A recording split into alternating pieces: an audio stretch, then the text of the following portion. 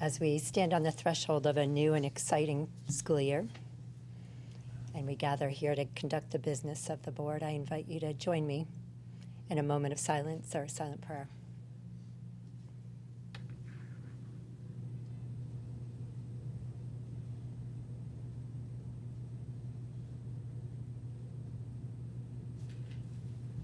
I pledge allegiance to the flag of the United States of America and to the republic for which it stands, one nation, under God, indivisible, with liberty and justice for all. All right.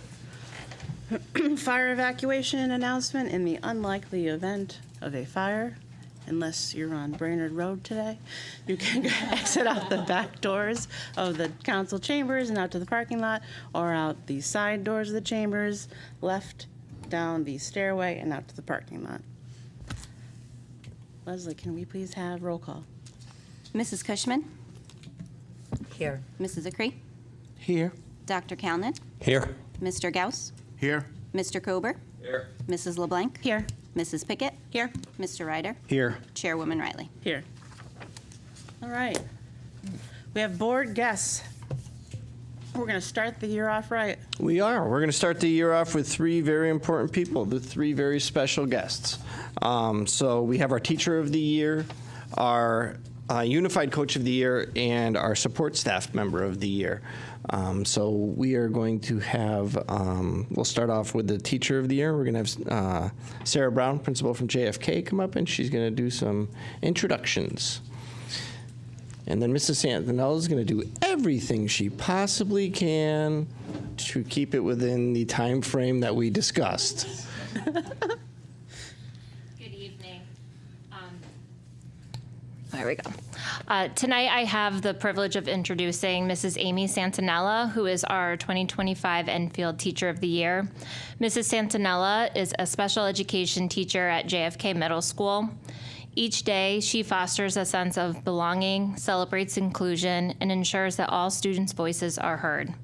Her commitment to our students in and out of the classroom is evident in the way she models empathy and builds positive relationships while encouraging students to do the same.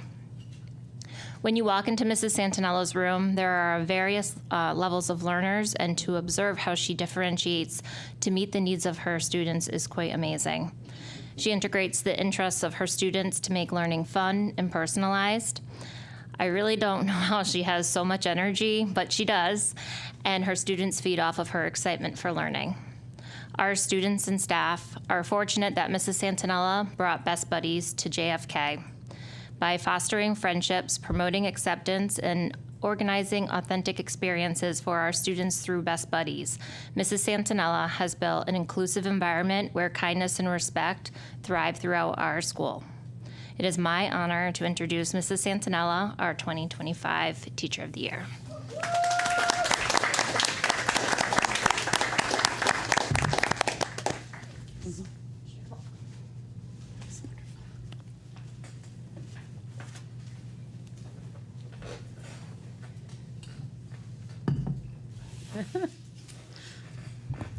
Hello. Okay. I still have a very pesky cough that has decided to crash my summer, so I brought a big jug of water for this occasion. Hello, thank you for having me tonight. I'm very, very unbelievably honored to sit in this role and be representing Enfield as the Teacher of the Year. I still am in awe, and it really means so much to me to be recognized for the work that I have done, although I have a really hard time owning that because I am not where I am without my incredible colleagues, my friends, and my family. So I have a hard time sitting here being like, thank you so much, but this is just incredible because I have to say and take this time to thank everybody who supports me and is a part of my community. I did bring my speech. There were a few things that I wanted to highlight, And one of them was that Mr. Macchio said that my speech yesterday had to be 5 minutes longer than January's Best Buddies meeting. When I first found out that. No, this is false. So. You're not going to start our Board of Education meetings this way. So, I said, well, how long was that meeting in January? And he was like, it was like 50 minutes. And I was like, I have to speak at convocation for 55 minutes?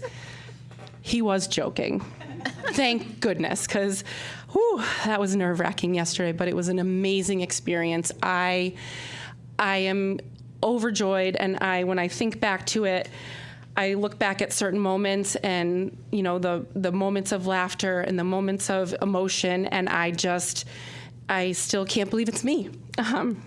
So I did want to say a huge thank you to the Teacher of the Year committee. They put so much effort and work into this, and they ask amazing questions, and it just proves that they really want the best, and they really want to highlight Enfield and all the things that we do. And the candidates that I ran along with, I'm still shocked it's me, but I'm still thankful. And also I wanted to give a thank you to Mike Masiri, who is actually here tonight. He was the one who nominated me, and him and I work very closely together through Unified Sports, through Best Buddies, Special Olympics, and it's a true testament to our working relationship that we have such a common goal for inclusivity and kindness, and collaboration with him is effortless. I just absolutely love working with him. The students love him. They love seeing him, being around him. So again, thank you so much, Mike, for nominating me. Of course, my family, they are the only reason why I am able to do all the things I do. And I did give a lot of thank yous yesterday to my colleagues and especially my paraprofessionals, because as a special education teacher, there is absolutely no way I can do my job without my paraprofessionals or BTs. And I know we speak a lot about the support staff in Enfield, and I am sitting here saying that those people are so incredibly important to our students with high needs or any needs. So I treat them like family. They become some of them become like bashas or grandmas.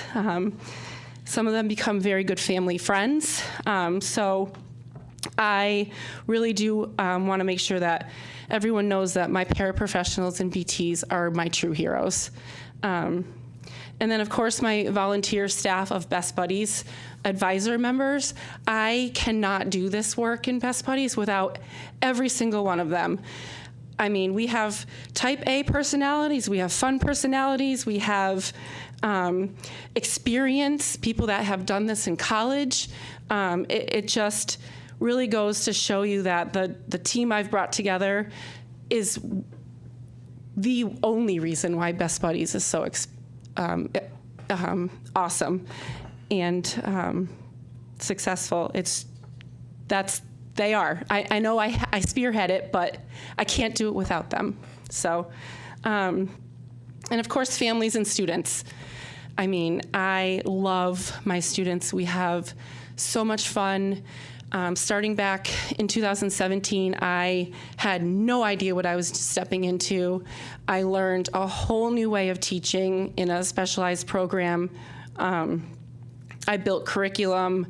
I spent so many hours making materials, program books, laminating, color ink for some things that are very important where they need to be differentiated. So some color ink is still important. But again, I love what I do. I would not change being a special education teacher for the world. And my message yesterday to the staff and the district was that we are doing such good work here in Enfield. I went to a training this past summer for Best Buddies, and I met with people from all over the world. It was unbelievable. The things that they discussed, the stories they shared. it blew me away, and I was able to share all of the things that I do here at JFK and in Enfield, and share that we started a chapter in the elementary school, share some of our integrated classes that we've created, the Unified Sound program, and I came up and I learned so many other things from other districts and states as well. So my message was that we are doing such good work, and we still have work to do, but let's look at what we've done and just be so proud of everything. All the inclusive opportunities, co-taught opportunities, resource opportunities, unified events, Special Olympics events. These kids come into our world with so much set against them, and the last thing they want to do is come to school and just feel isolated. So everything that we have built so far is just phenomenal for not only the kids with needs, but the regular ed kids as well. I received an email earlier in the year that really highlighted for me like a wow moment, where this family shared how much inclusion in Best Buddies has brought to their daughter's life, who has no IEP or special needs, but has made such an incredible difference in her life. So I was like, wow, I really am like affecting a lot more than I think I am when I'm doing these inclusive opportunities and partnering up with Mike for Special Olympics. And it's just incredible what we bring to these kids' lives. So that was my message to the town of Enfield, our district, the teachers, my colleagues. Every little thing that we do is huge.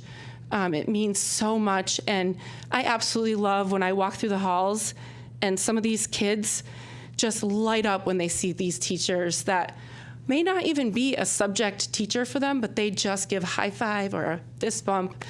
Our teachers really do love our students, and it's so wonderful to see. So thank you so much for this opportunity and for recognizing me and for entrusting me to be the Teacher of the Year. I feel like it's such a big weight, but I love, love, love everything I'm doing, and I wouldn't change it for the world.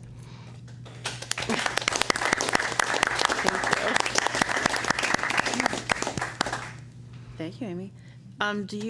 Do you have? Are you going to play? I did. Yesterday, I didn't want to do too much talking yesterday, so I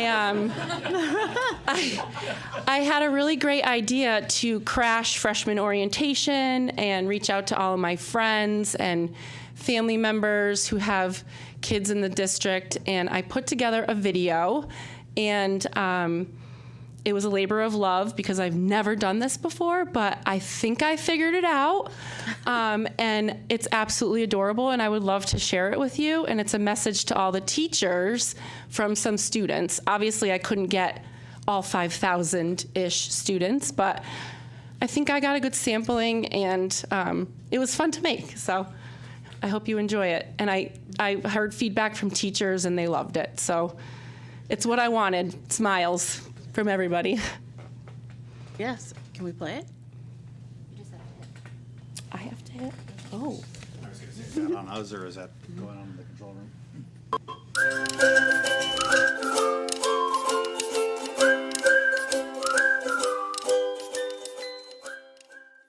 Hey Enfield! Are you ready for a great school year? Teaching hearts, changing minds. Let's go, Enfield teachers. Have an amazing school year, Enfield teachers! We appreciate all the teachers, especially our mom. Have a good school year. Thank you for all you do. Welcome back, teachers, to the 2025-2026 school year. Have a great year. Thank you for all you do. Have a great year ahead. Thank you, Enfield teachers, for everything you do. And have a great school year. Say hi. Hi. Have a great school year. Hi, teachers. I hope you have a great school year. Thanks for all you do for us. Here's to a year as awesome as you are. We want to thank you for all you do. We appreciate all of you. Have an incredible school year. Go Enfield teachers! We appreciate you. Have an incredible school year. Hey, EPS teachers and staff, we're wishing you a great and wonderful year. Filled with laughter, fun, and learning. Have a great school year. Enfield teachers rock. Hi, and you teacher. Have a great year. Have a great year, teachers. Hi everyone, Kristen here. We appreciate teachers all. I hope you have an amazing school year. Have a great school year. Have an amazing 2025 to 2026 year, teachers. Here's to a year as awesome as you are. Hang go new shoe wheel. Happy school year, teachers. Have a great school year, teachers. Hi, Enfield teachers. Just want to say you guys are amazing, and I hope you have a great school year. Thank you, Enfield teachers. Hope you have an awesome year. Hi, teachers and staff. I hope you have a great school year. Wishing you the best school year yet. Go Enfield teachers. Woo! Teaching hearts, changing lives. Go Enfield teachers. Teachers, thanks for all you do. Have a great school year. Escucha a tu profesor. Que tengan un gran año escolar, maestros y personal. Mantente positivo. Hi teachers, this is Tyler. Get ready to rock the year. You guys are the best. I like you guys. Thank you for all you do. This is Tyler signing off. Thanks for all you do. Have a great school year. Have a great school year. Have an amazing school year, and thank you for all your help. Thank you, teachers. Have an amazing school year. Enfield teachers rock. Wishing all teachers an amazing school year. Have an amazing 2025 through 2026 school year. Teachers, welcome back. Have a great school year. Wishing you a great school year. Welcome back. Have the best year ahead. Go Enfield teachers. Yeah! Hi, Enfield Public School teachers. Thank you for all you do. Have a great school year. Wishing everybody a great school year. Let's go. Have a great year. Happy 2025-2026 school year. Good luck, Enfield teachers, on this upcoming school year, and thank you for everything that you do. I just want to say thank you to all of the teachers. We appreciate all that you do. I hope you have a great school year. Thanks for all you do. Have a great year ahead. Welcome back, teachers. We can't wait to see you. Have a good school year. I love my teachers. Thanks for all you do to help us learn throughout the year. We are excited to start the year. Get ready. We're coming.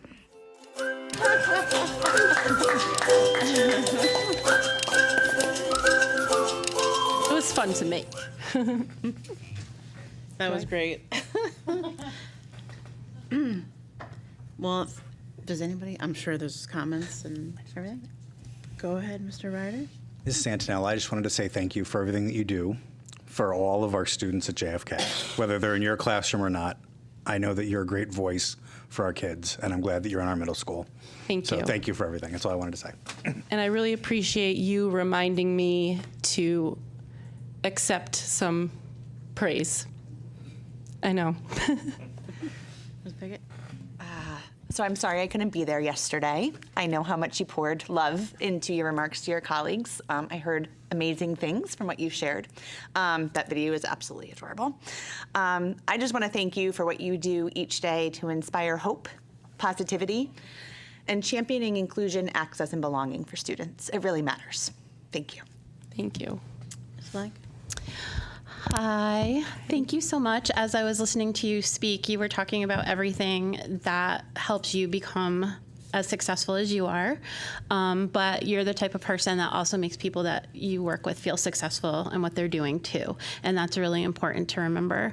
I have to say about your video, I'm so happy because it couldn't have come at a better time with convocation and the positivity. I think I've been talking to some Board of Ed colleagues, and school year's going to look slightly different. You know, we have a lot of new staff, and we've had some staff members that left, but it's time to embrace that change and move forward. We have Mr. Macchio, who's had 1 full year under his belt, and he's ready to go. And, you know, it's time to embrace some new times, embrace some change. I know they've done a lot of work over the summer, so your video is just the right foot we need to get started off for the school year. And the teachers have to, it's easy as a teacher, right, to be so caught up in all the day-to-day, but you guys are some of the luckiest people on earth because you guys get to deal with kids every day, and you make a difference every day, whether it's something small.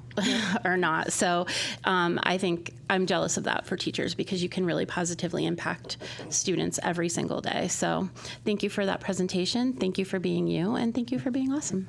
Thank you so much. Anybody else? Ms. Coachman?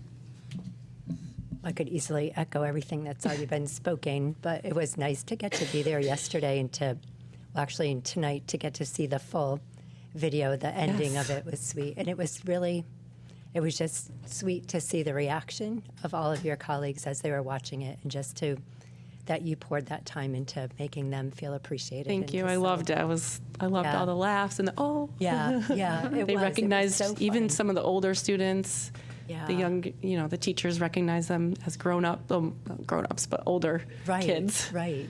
That was just fun. It was fun mostly to watch them more than the video, just the responses. So thank you for all you do. Thank you. Go ahead, Dean. Well, congratulations. Thank you so much. I'm not going to repeat what everybody said, but I did have the fortunate experience of spending a little time in your classroom last year during the technology tour that several of us took, and it's very clear you enjoy what you do, and that really reflects, and that's how you get to this place. Thank you. Anybody else? Well, I was going to actually say what Ms. Cushman said, because standing in the back yesterday, you could see all of your colleagues. Some of them are wiping tears, some of them are laughing. I even had a couple tears.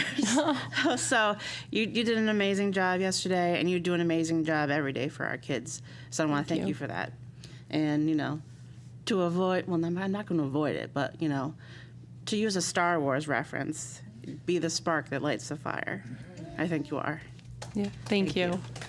Thank you.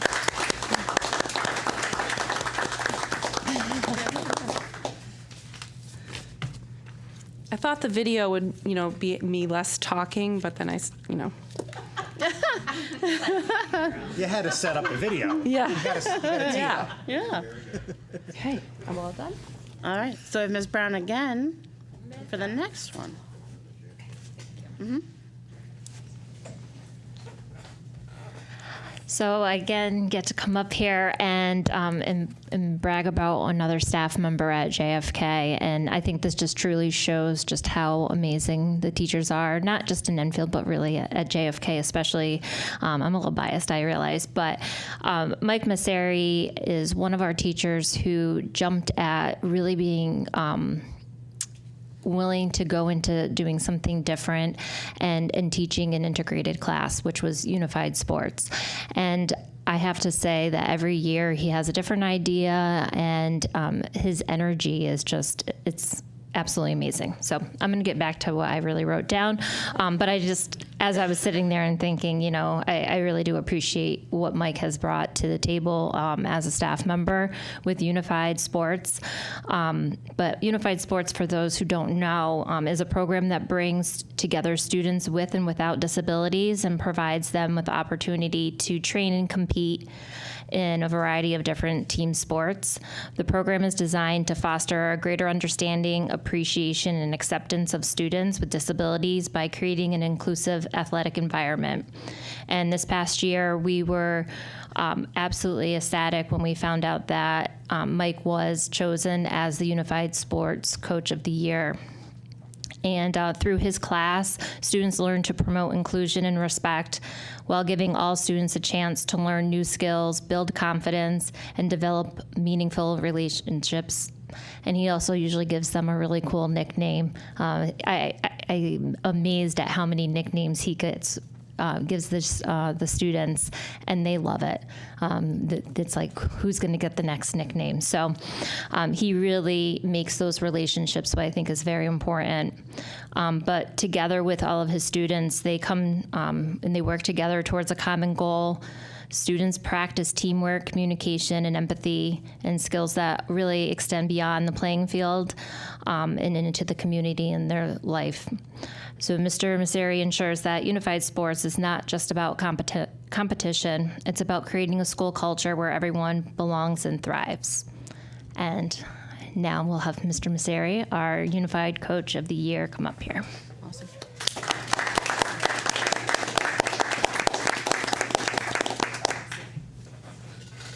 Sorry, that's a hard act to follow. Won't be as long. I'm honored as an Enfield teacher to be representing as a Unified Sports Coach of the state of Connecticut. It's an amazing opportunity to teach the kids compassion, empathy, and understanding through the different sports we do, whether it's basketball, volleyball, track and field, or our favorite, which is bowling every year. There are so many people I'd like to thank. I wanted to just start real quick with Marilyn Crisati, who put me down the path that I'm at right now. She got me started with Unified Sports. Our admin team, Dr. Barrios, Sarah Brown, they let me get away with a lot of stuff, like fundraising, crazy ideas. So that's great.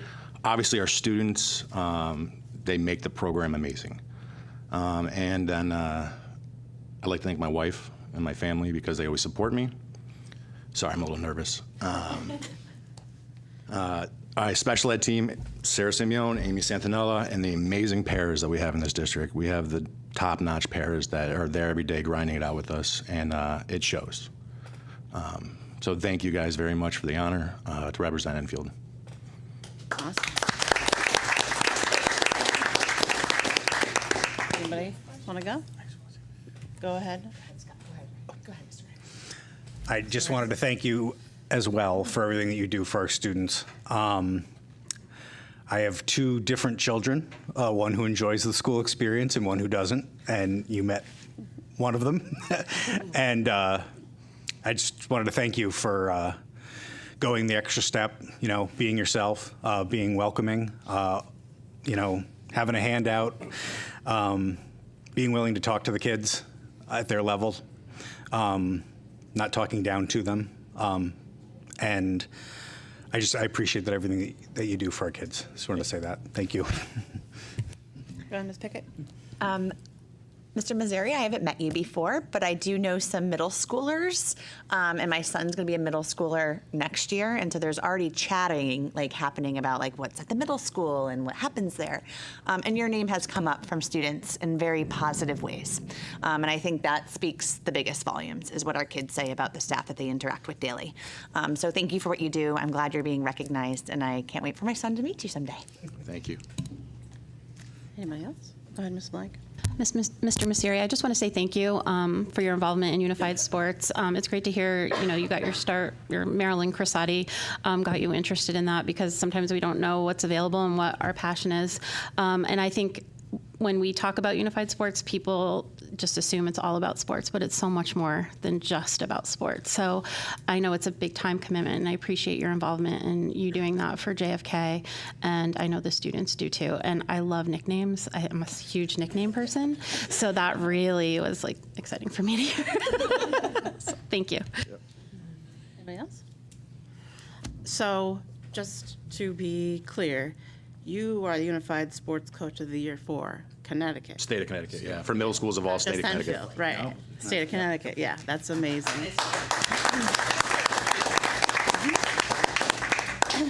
Thank you so much for coming, Mike. And Thank you very much, guys. For the kids. Thank you. All right, Dr. Fitz, you're up next.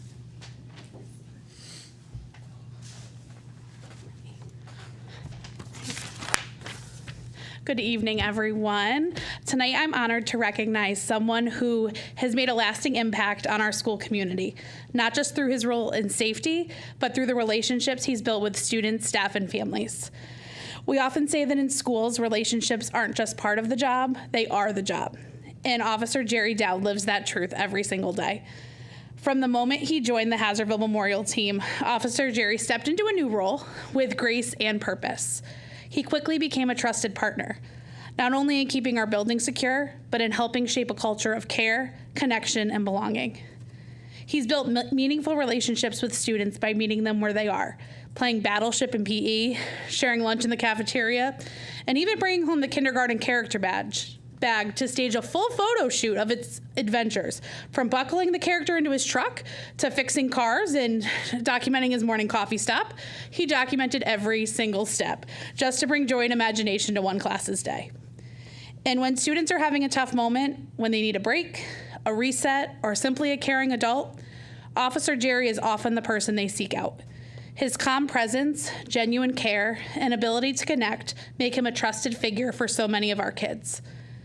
He cares deeply for every member of our school community. He shows up early, stays late, and never hesitates to lend a hand. His presence is steady, his support is constant, and his impact is felt in every hallway and classroom. But what truly sets Officer Jerry apart is his unwavering belief in the power of relationships. He's helped define what a true partnership between school security and education can look like.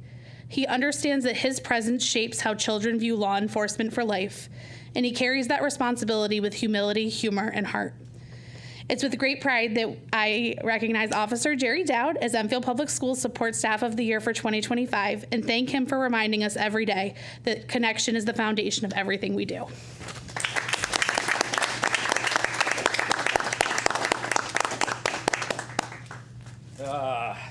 So, if you're nervous, you care, someone said. Huh? So it's so tough for me to give a speech because what I really want to say, I get too emotional and speaking about where I am and how I ended up here, but I'm going to try today. I'm going to try and deviate from what I spoke about yesterday. So I guess it all started with being one of 9 children to Irish immigrants and having a handicapped brother. My mom didn't work. My dad was a bus driver. So we grew up having one pair of pants to wear to school for the school year. And, you know, kids recognize that, right? So it's always, I've done a lot of reflecting since last June when I was shocked with this award, and you try and figure out where things come from, and that's how a lot of my work ethic and I think my compassion for people and wanting everybody to succeed came from. And that being said, and I'm also, is my wife still here? I'm a good listener at school.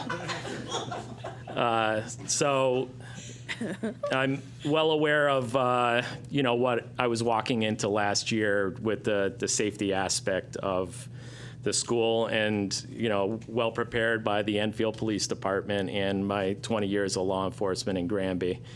But I was hopeful that I could, make a difference with the kids and, be able to have my idea of community policing as something I always prided myself on in Granby. So I ended up in Hazardville. I was the last pick, I guess. And how lucky was I that I ended up in Hazardville? And I know that, that everybody in the district says how great everyone is and how the administrations and support staff. I can't imagine that they're better than what we have at Hazardville Memorial. It's these 2 bosses are so amazing. I just want to share a little story of like one of my first impressions of Hazardville Memorial. We had a child that was acting out, and we got him into a safe space, and Mrs. Tate was with me, or I was with her, I should say, and she sat down, and I said, well, now it's my time to show her how I can interact with this child. And, Bud, what's wrong? Listen to me, I can help you. And so Mrs. Tate said, Officer Jerry, can you do me a favor and go get a pen and piece of paper? I said, yeah. I started thinking to myself, okay, well, what are you going to do with this kid with a pen and piece of paper? So I went and got it. I brought it back in, and handed it to her, and I'm watching her, and she did something like this. And I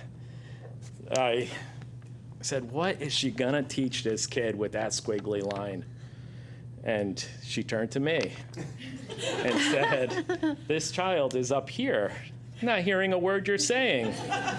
And that moment, it clicked that I found my mentors in this business. And, then I just had to sit back and use my mechanic experience, my police experience, and my dad jokes. I found my home. So I'm so thankful to have ended up at Hazardville Memorial. And I did say at the beginning of my speech yesterday that it's shocking to me that I won it, because I see how much work our support, our paras are running all day, and our teachers and everybody. It's, you go into these classrooms and they have 30 kids in our first grade classrooms, and there's 30 different kids wanting one teacher's attention.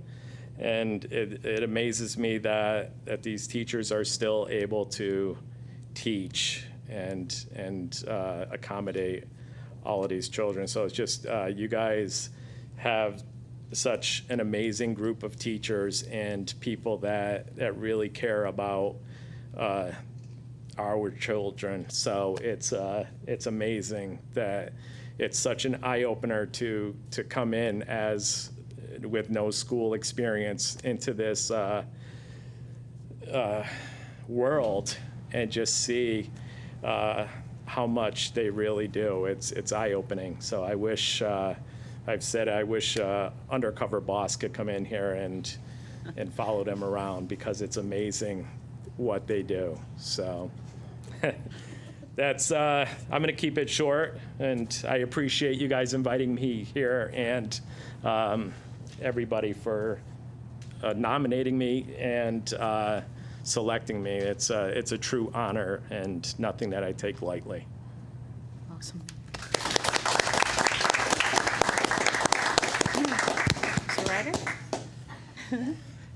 So I've enjoyed our interactions. As you know, I visit often, and if you weren't... I wear pajamas this year. Okay. I'm a big fan, but I get in trouble sometimes. Not everybody gets why we do that. Yeah. No, but I enjoy our interactions at Hazardville. And if you weren't stationed at a school where one of my two children were, I'm glad that you are watching my neighbors.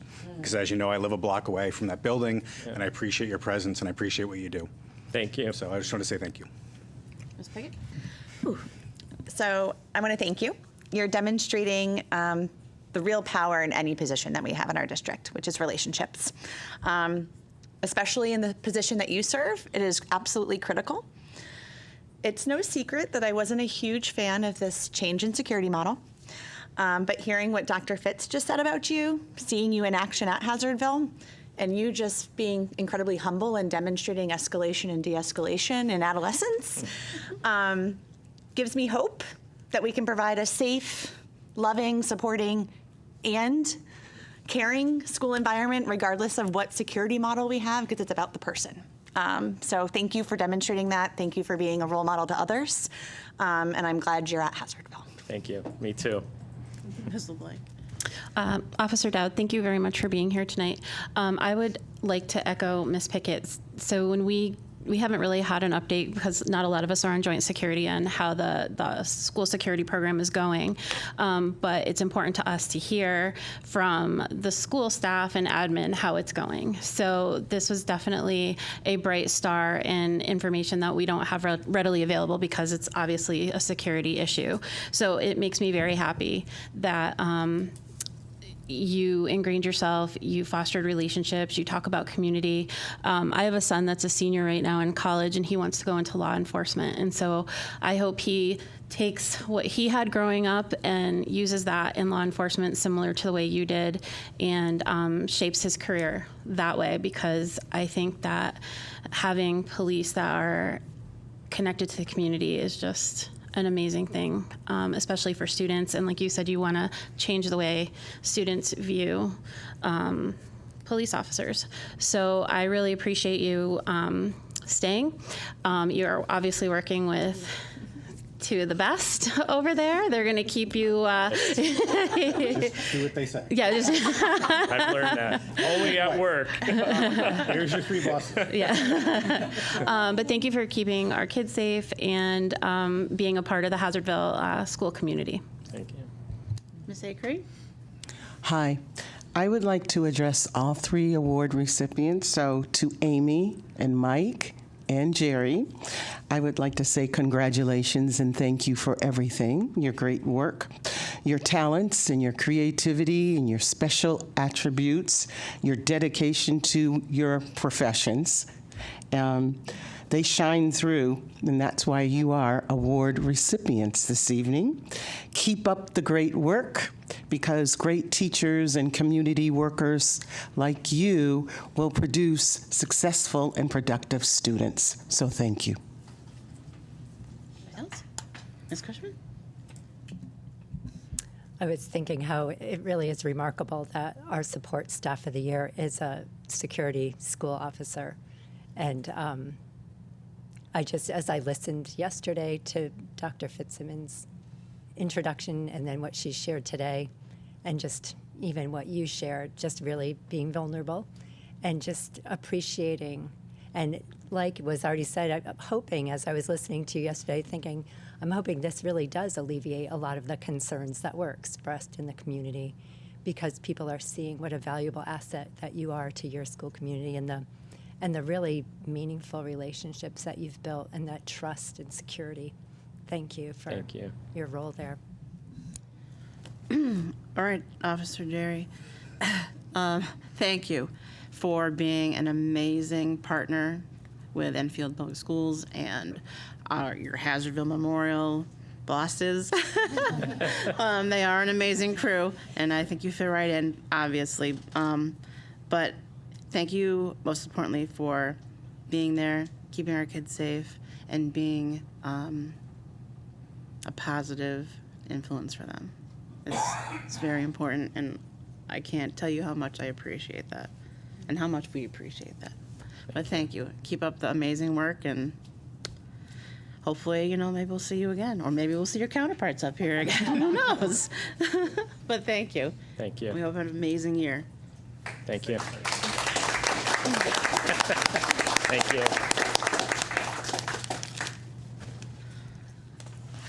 Okay. I expect you to label all those stages of escalation and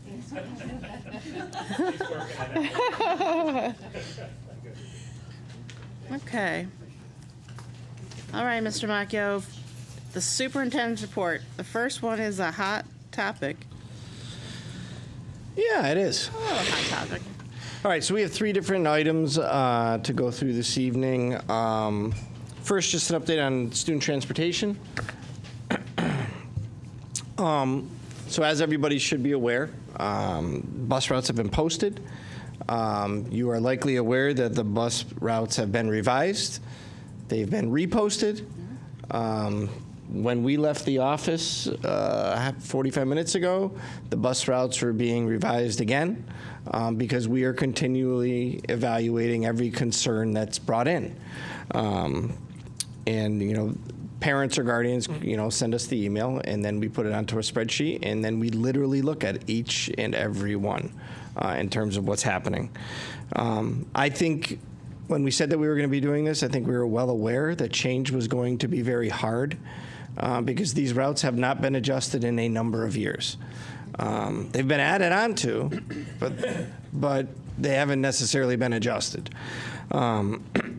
So what we have done is basically redesign the routes to be in alignment with the Board of Education policy, which is 3541, transportation of students. I'm thankful to all the parents and guardians who did reach out, because there were, and there will continue to be, some hiccups. Of all of the concerns that have come in, I want to say just over a dozen were map-related concerns. So when you import the data into the mapping software, the pin, every single student gets a pin on the map.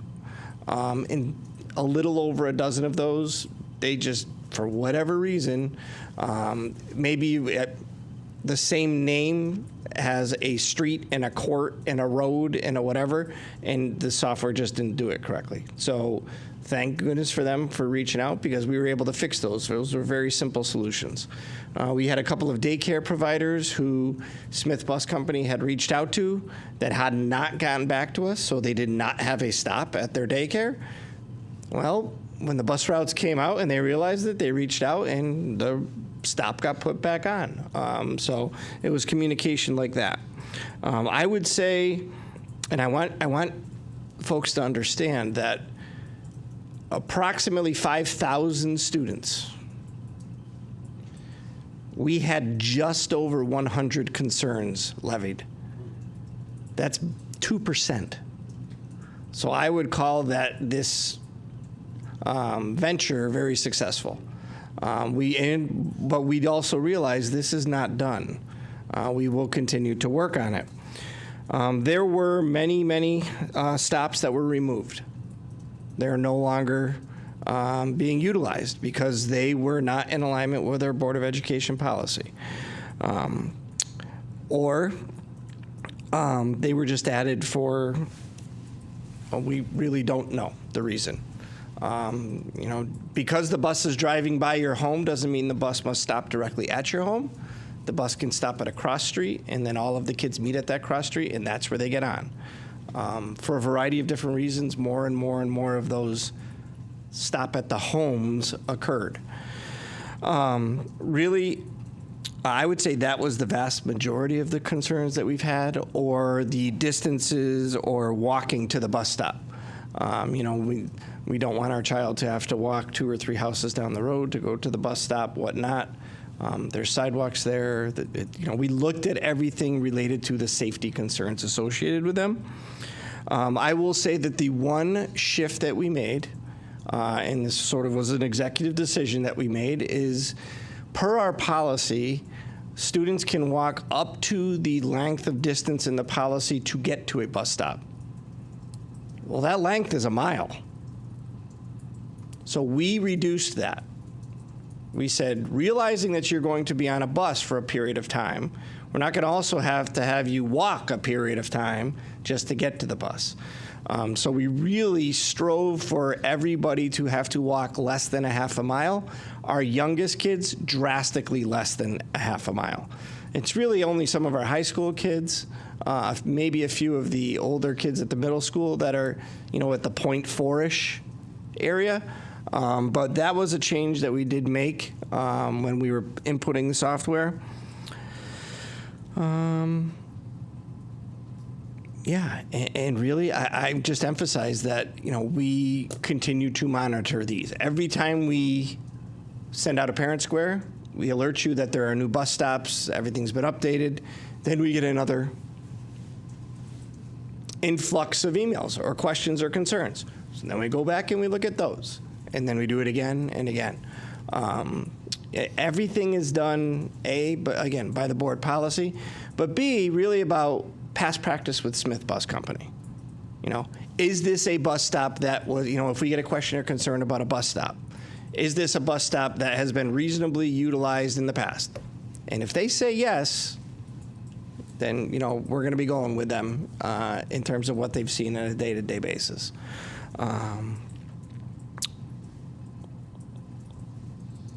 So that's where we stand with it right now. There has been a reduction in terms of numbers of buses because of the efficiencies that we've been able to identify. And I want to, he hates it when you publicly acknowledge him. John Daig has put in 400 plus hours on this task and still going. So, it is a labor for him to go through, but, if obviously you all know John, you know the level of detail that he works in, and that's the level of detail he's doing with this. So we're very appreciative of the work that he's doing with it, and, it's questions on bus transportation. I just have a quick clarifying question. You said 100-ish emails. Are there multiple students at those homes? So it would be more than 101 students, theoretically. A few of them, to my knowledge, but for many of them, it's like area bus stops. So it's like that little neighborhood of 3 homes, 4 homes. So we get 3 or 4 questions about that one area there. We were actually surprised when we looked at it in terms of the numbers. There are issues such as, my child has this type of transportation, but my other child goes to a different school, and it's a timing question. Yeah. Am I going to be able to get said child on this bus when other child has to go to this bus stop? So we're still working through those types of things. Steve, I want to thank you. I'm one of those pesky people who probably sent my own email, which I appreciate your quick response and your clarification of things. I agree this was a needed change. We knew that there was going to be some hiccups and some people that just don't like change. So I think that is definitely expected. What was eye-opening for me, I think, from feedback I got from folks is how we share information. So I know we do a lot of, and I think this is more for us, we do a lot of great discussion up here and decision-making here in meetings, but the reality is the majority of families don't watch these meetings. And so I think for them, they felt like it came out of nowhere. I'm like, oh no, we've been talking about this and it's been shared. And so I think it's eye-opening for us to think about how do we share information on the decisions that we're making. But I do have 2 questions. One is I had sent a question about transportation to the youth center for the after-school program at Elkhorn. Is that being included in routes? Let me get you the final on that. Okay. Because I know they talked about putting an additional stop right at Elkhorn, but they wanted to make sure that there was enough kids that had signed up, like specifically for like JFK. Yep. Were there enough kids that had specifically signed up to be a part of it that stop is needed? Because the other stops are into Thompsonville, and then they would have to walk to the youth center. Yep. Thank you. I appreciate that. And the reason I ask is I've been getting lots of inquiries for families regarding after-school programming.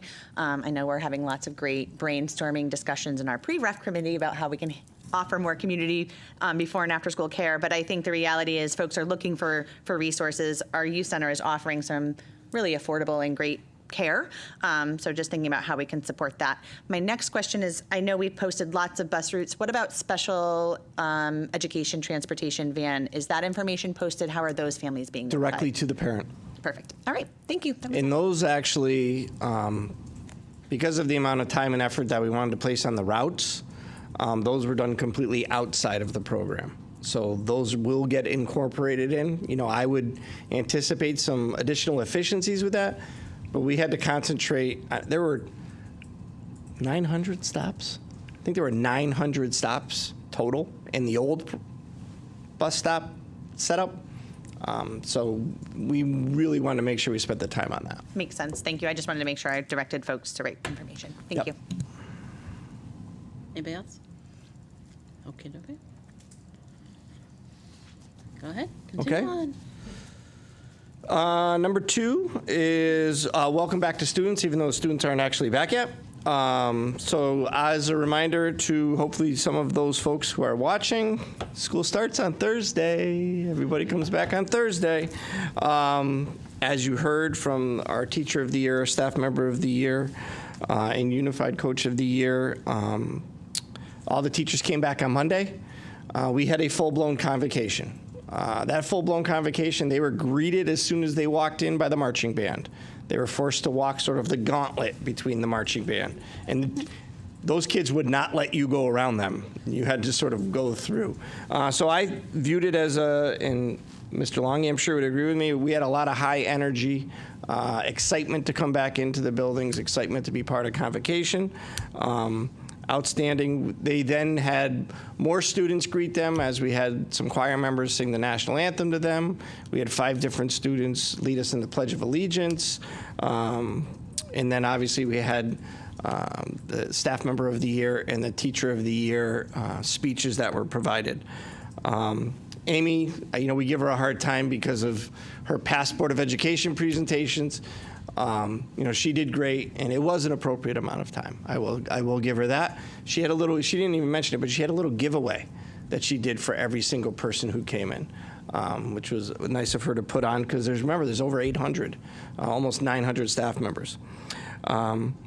We started off by celebrating the accomplishments of 2024 and 25, because I think for many of them, they were so wrapped up in the losses that they forgot that they did really great work. So we wanted to highlight that and make sure we started with that. And then we spent a good chunk of time unveiling the portrait of a learner, the connection that it has in terms of it being our North Star to the district improvement plan. And then I really wanted them to understand the why those things are important, because those flow all the way down to the teacher goals or your personal goals, because we're all working at trying to do better for the district. Well, they all have to be connected. So we spent a lot of time with that. And ended it with, I think you heard about relationships. I ended it with my favorite TED Talk ever, which is Rita Pearson, all about relationships, the importance of teaching. It's a little old right now, but as I explained to them, you may have seen it before, but it's like a good book. You pick up a good book more than once. So it's not a bad reminder for them. So now it's going to be on to kids for the last two, or for today and tomorrow. It's professional development. They're still doing some orientations. There was a little pre-K orientation today over at Enfield Street that we saw them all getting ready for. I think some of the buildings are in final stages of preparation. They're still putting away some things or moving some things around. But all in all, I know we were very concerned about custodial and maintenance and things of that nature, but the buildings that we toured today looked really, really good. And if you have not been in Hazardville Memorial, oh my Lord, what a difference a floor can make. What a difference. It is just putting in a light floor with a little accent comparative to that dark red that was in there, the whole building is brighter. And again, you guys understand we did that for some asbestos abatement and things of that nature, but it was necessary, and what a difference. It shocked both of us as we were walking through. So hopefully you can go over there and check it out at some point. Questions about welcome back? I'll have more for you the next board meeting. We'll talk a little bit about what we do, what's happening with the kids and whatnot related to that. And they're 2 full days, right? Thursday and Friday. 2 full days for the kids. The last item I have for you, and this is going to be a very high-level overview. This is straight out of the report that we send into the State Department of Education. Every year we have to report out our, and there's going to be copies for you guys. I brought way too many comparative to the number of people we have in the audience. So every year we're required to report out our what's called the ED 166. It's our disciplinary report to the state. And really, the state is very interested in our suspension numbers, our expulsion numbers, in school versus out of school, things of that nature. So I asked Brad Wilder, who is our district report manager and data manager, to not only just pull me for the year, I wanted to see a comparison to previous years. He pulled it all the way back to 2019 and 20. I would tell you to ignore 1920. We all left school in the middle of March. 2021, you're never going to see that again because that was the hybrid year. So really half of the kids were in the building each time. There were going to be drastic differences those years. And then we really get back into 21, 22 through 24, 25. So it's really those last 4 years. Really, when I look at this, and the reason I didn't dive deeper into this report is I have some concerns with really the data that's been input here. I think that this screams to myself, to Andy, to Brad, that we need to do some training in terms of what and how we're using the codes, how we're reporting them into the state. how they're being entered in such and such a manner, because there's just some discrepancies here. I would point out the in-school suspension versus the out-of-school suspension numbers. There was a mandate from the state a number of years ago to drastically reduce your out-of-school suspension numbers, and they gave us some criteria for that. We needed to come up with alternative disciplinary consequences. In-school suspension, obviously, is still one of them.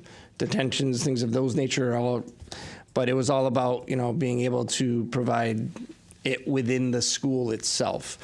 So I think we need to look at some of those. I think you'll notice that specifically. You can see it at the high school, right? You see over that 3-year trend, they have drastically reduced it. But we need to look at some of those related to the middle school and the other schools. I do want to point out, you won't see any K-2 schools on here because they really don't suspend kids. You're really not supposed to suspend kindergarten through second grade students. It really has to be super egregious for us to suspend one of those, or for students at that level. So at this level of a report, you're not going to even see those schools. I think we had one incident at one school, so I didn't even bother including it because, again, I have concerns related to the entry of the data here. I think the timing of this and the questions that I have, and I know Mr. Longy has, related to the data, it goes directly in alignment with the goals that we've created as part of the district improvement plan. This screams of systems and structures. This screams of culture and climate. And we have goals that have been created around both of those. We have actually 2 goals for each of those areas, as well as our need to do additional work related to restorative practices, which we started that work at our Administrative Council Leadership Retreat. We had a 3-hour session, and then we're looking at actually extending that throughout the year and creating restorative practice teams at each school who will then have multiple days of training throughout the year so we can continue that work. So again, it's a very high-level overview. I promised you I would give it to you. I'm providing it to you. I'm going to tell you that the data that we're going to provide you is going to be much more detailed moving forward because we have a lot of work to do in terms of that entry point. Anything that you wish to add, sir? Very good, thank you. Scott? I just want to ask a clarifying question. So are these numbers of incidences or number of days suspended, number of days in detention, or are these incidences like number of students? Incidents. So if someone was suspended for 5 days, would that be 1 student or 5 days out? One okay. student. Just wanted to clarify. Thank you. Yeah, so I mean, I think we heard a lot about JFK this year, and I don't want to call them out, but they had a grand total of 908. So again, we have a lot of work that we need to do related to that, but it's, there were a significant number of suspensions that occurred. Something that we need to work on. I think we all understand and appreciate every time we suspend somebody away from school, we're putting an additional toll on ourselves in multiple ways. Obviously, the child's not able to be educated when they're not with us, but we have to also make sure their schools are safe. So we have to figure out what that is going to be. So that's really where the work is. Dr. Callen, I saw you had your hand. In the past year or so, there have been periodically some concerns raised at the board about the disproportionate number of children of color being suspended or expelled. And I was wondering have you looked specifically at those numbers? I haven't looked specifically at those through this report. I would say, I don't want to quantify it, but I see every single suspension letter that has to be provided. They're required to provide me with a copy of it. It's something that we need to continue to work on. And I would say that the students themselves in my small groups that I hold have voiced that as well. I would just echo your comments. I know this report maybe a little too well, but I think it's important for us to look at systems and structures, so thank you for recognizing that. I will say we can tout decreases in JFK, but I think there's also a conversation about what behaviors never even make it to this report that might have met that level or met that criteria, because I think there's some of those misnomers out there, oh gosh, the state doesn't want us to suspend, so we'll just call it this or do it this. And I'm not saying that's exactly what's happening, but I do think having honest conversations about behavior, expectations, how we document things, and how we make decisions and responses is critical. And then I would just highlight Dr. Kelnan's point. Thank you for mentioning that. I do think looking at who are these students, are they our Black and Brown students? Are they our multilingual students? Are they students with IEPs? Thinking about how are those barriers impacting some of our decision making. And lastly, which I know is not part directly of the ED 166, but I think would be helpful when we're looking at some of the disciplinary data in particular, is our 911 data and arrest data as well. So just thinking about how we can maybe look holistically at that information. I have one. Oh, go ahead, Mr. Cover. Go for it. Thank you, Madam Chair. So through the chair to the superintendent, I know we had talked about the Ed 166 as kind of like the enterprise level, just numbers. And I know we had previously reached out about previous reporting that we had, and obviously we're trying to streamline that into a cohesive product. So previously we had at least a little snippet of a narrative of incidents, and it seemed like it was based off of those suspension letters. So this is not necessarily a question, but I guess just a way forward. So as you're talking about integrating the district improvement plan and stuff like that. I know to Mrs. Pickett's point, looking at some demographics and stuff is important, but for the board level, I think somehow incorporating those snippets of what the actual incidents are, whether it's just a half a sentence or something. So, looking at one school, all right, you had 14 kids in detention, but what were those rule violations that resulted in that? Because I think as we're talking about school climate and systems and structures and policies, it's kind of going to be important as to what acts or behaviors and stuff like that, combined with student demographics, of course, in case we're focusing efforts and stuff like that. So again, not necessarily a question, but just something. I know we previously had it reporting, but we were duplicating reports. The numbers did not necessarily always jive, but I don't want to lose that aspect that we previously had some visibility on. Dr. Kober, if I could just share that on EdSite, the publicly available data website, you can see sanction and the incident type. So the data, you can go into Enfield's data, and they will have not only this high-level view, you can disaggregate the data there as well, and you can see what types of incidences were reported that came to these types of sanctions. So and I think that's helpful for families and those viewing information as well, is that this data gets publicly reported and is available. It is a year behind. So my assumption is you're sharing this with us, and this is last school year. This is 20. So this is not publicly on EdSite yet. Well, that's why I'm giving you the high level. Yep, because it will be. That was literally just reported to the state about a month ago. Yep. So last year's data is still the live data that's available, but once it's posted to the state, usually around October 1-ish, it's available to be disaggregated and looked at by incident type. Mr. Macchio, can you clarify for me, because I've never seen this on the reports that we've had before. Can you just define for me what warning, mediation, or no sanction means? They didn't get an official, what most people would term as a disciplinary consequence. So they were a verbal warning. They came in, they had a conversation, they had a parent meeting, they had a. Okay, so these. I guess many people would call it a slap on the wrist. Okay. Well, we don't hit children, but yeah, parents are aware of every single one of these. We're required to call the parent for every single one of these. Gotcha. Okay, that makes sense. Now, mediation, obviously, sometimes we'll have a mediation between the two students with an adult who's taking care of it. Yep. No sanction, clear. Literally nothing occurs. Okay. All right. Anybody else? Okay. All right. Thank you, Mr. Macchio.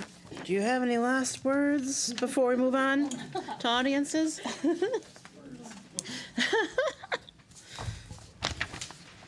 I don't know how to take that. Oh, you're good. Before we move on. For now. Before you conclude. This would conclude the superintendent's report. Okay, there we go. Okay. Gotta say it. All right, so we're gonna move on to audiences. So you get 4 minutes when you come up. Just state your name and your relationship with the district, and you can come up. Chris Moore, you're up first.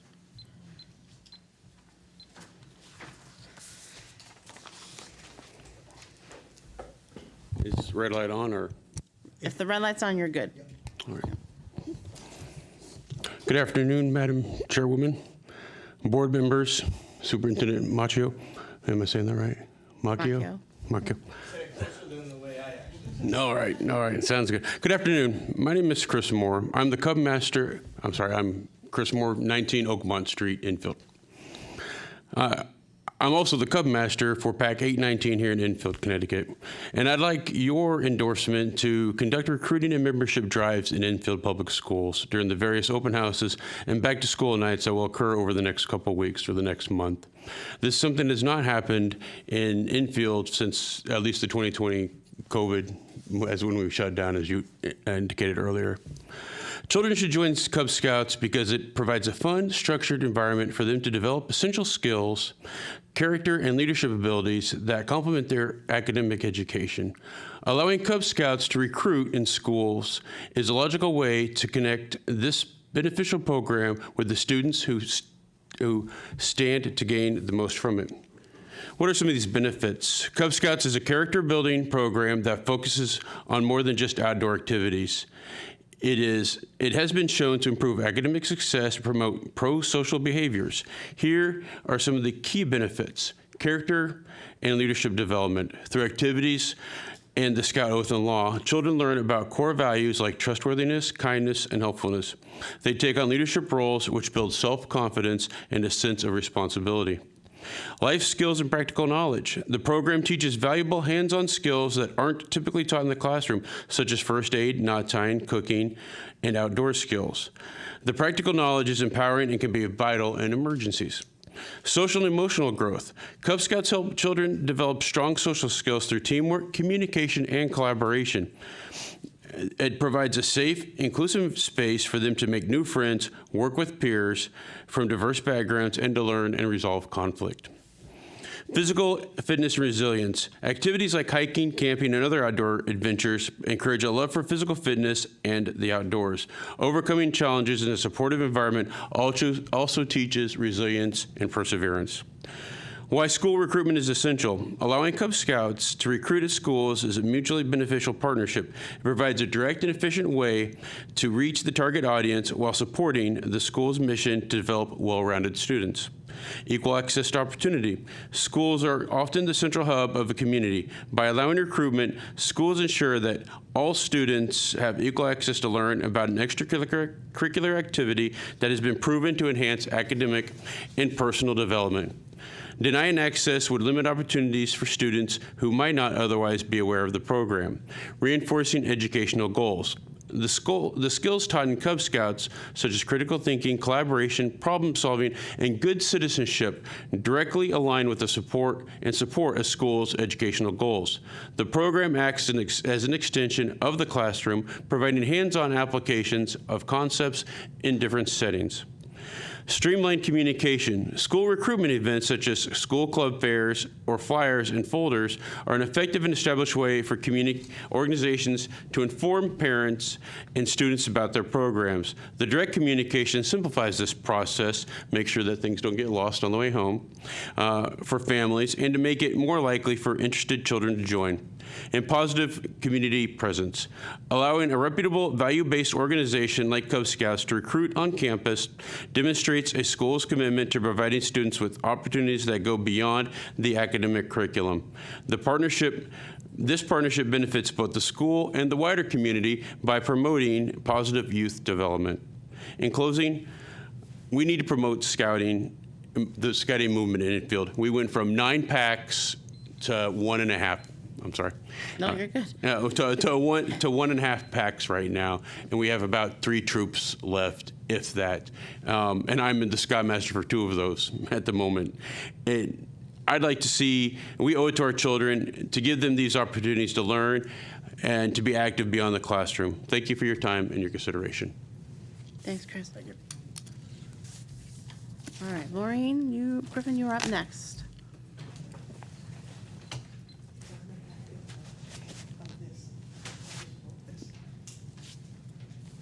But you said some stuff already. No, not all of it. But I'll say something about it. Or like everybody else, it's the policy. Hi, welcome back. Maureen Griffin, Abbey Road, Mom. Okay, elections are coming up in a couple of months. Candidates' bios are being posted on the websites of the committees. I encourage everyone to read them and to understand what qualifications and knowledge the candidates bring to the table. Understanding the demands placed upon our schools and the big and little people in them, as well as the laws and resources that apply, is always important. It is even more important in the current financial strains on our district is under. Do your research and please vote in November. Public service announcement over. Okay, speaking of the challenges faced in our buildings, when our kids have seen and experienced the loss of so much staff, classes, and ancillary activities, the school climate becomes even more important.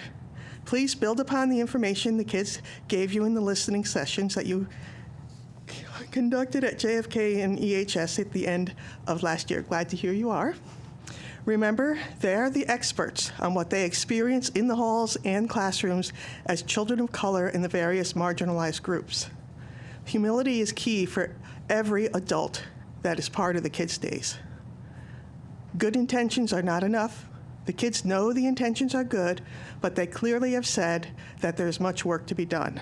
Let's listen to the kids and learn how our words and actions land on their ears and spirits. Regarding the discipline trends, I think it would be a good idea to also try and track when you have disciplinary action arising from a student-staff interaction to track to see if there's certain staff that could benefit from additional training and understanding of what's bringing the conflict, if there is something that's there. And yeah, the officer that got the staff award, very important point he made, how eye-opening it was for him to come and be in a school and how amazed he is at the work that goes on and that he had no clue what it was in those buildings until he was actually there. It's a good point. We should all consider that. Thank you. Bye-bye. Thanks, Maureen. All right, moving on to board member comments. Who would like to go first this evening? Dr. Kalman? Yeah, I just wanted to kind of comment on, Chris, on Chris's remarks about the Cub Scouts, and I think it's incredibly important, especially for boys. There was a really great article in the New York Times a couple of weeks ago about the male crisis in the United States and what it means to be a boy or a man. And a lot of that is due to the fact that male recruitment into social organizations like the Boy Scouts, the YMCA, and a number of other organizations has dropped precipitously. And as a result, boys that are growing up don't have models about what it means to be a man. And I think recruitment of kids at a very early age, for example, in the Cub Scouts, would go a really, really long way to help in addressing this really serious crisis. Thank you. Anybody else? Mr. Cover? Thank you, Madam Chair. So I want to start off hoping everyone had a happy, healthy, and safe summer break, and offer a warm welcome back to all our students, staff for the 2025-2026 school year. I want to take a quick moment to acknowledge one of our recent graduates, Jaden Levesque, age 18, who passed away unexpectedly back in July. Some snippets from people that knew him went on to say that Jaden's passion was track. He excelled in that sport and loved being part of a team. He was a national qualifier and school record holder in the 55-meter hurdles, 110 hurdles, 300 hurdles, and 4x200 relay. Our thoughts and prayers go out to all those affected. Yesterday, I was able to observe a portion of the Smith Bus Emergency Services event that was held at the Enfield Fire Department Station number 2. This training on emergency preparedness offered first responders and bus drivers various lecture, demonstration, and hands-on style stations focused on ensuring safety, minimizing risk, and responding effectively.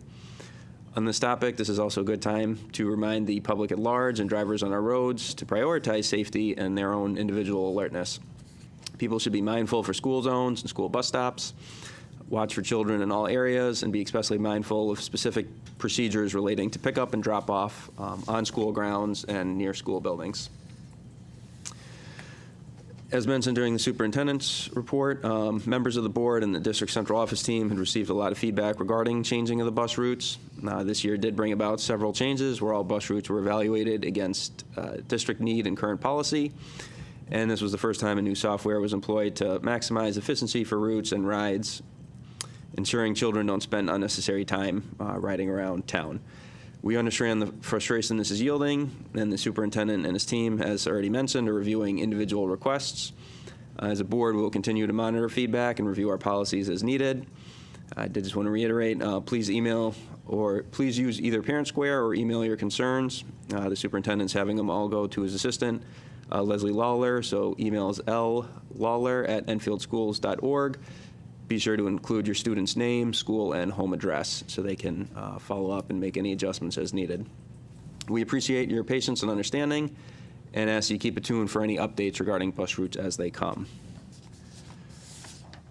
While the summer season has generally been a period of reduced board level business, I did want to briefly express some of my frustrations with some of our district processes over the last couple months.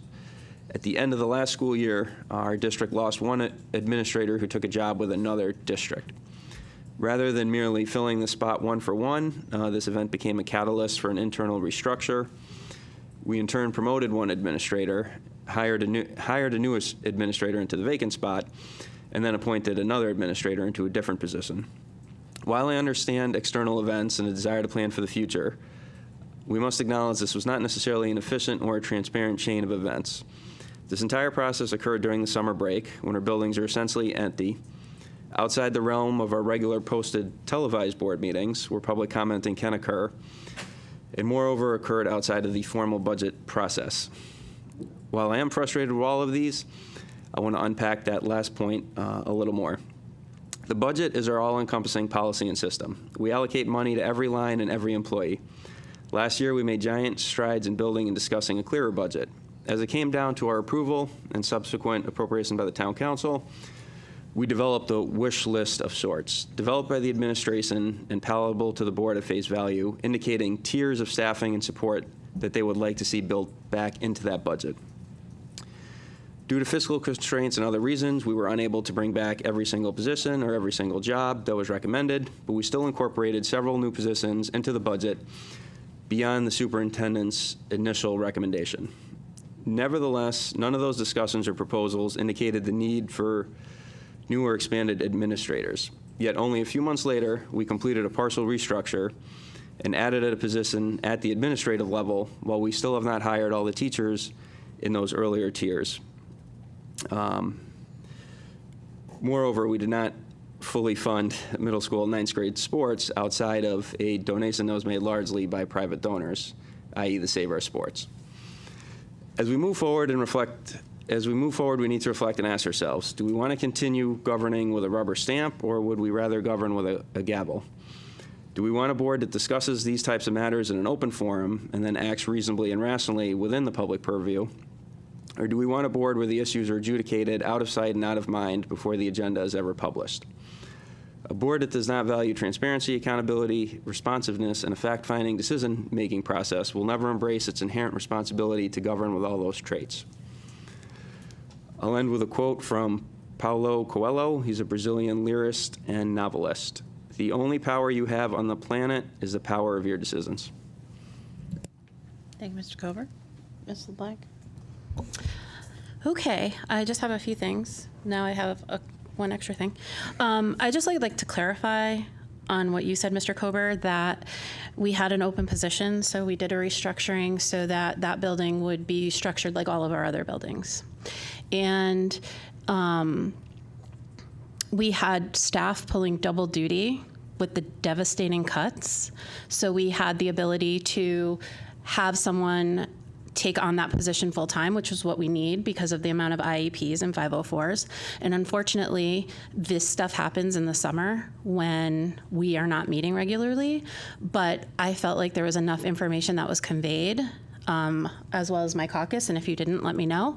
But we also hired Mr. Macchio to make these decisions because he knows what's best for our district along with his collaborative team.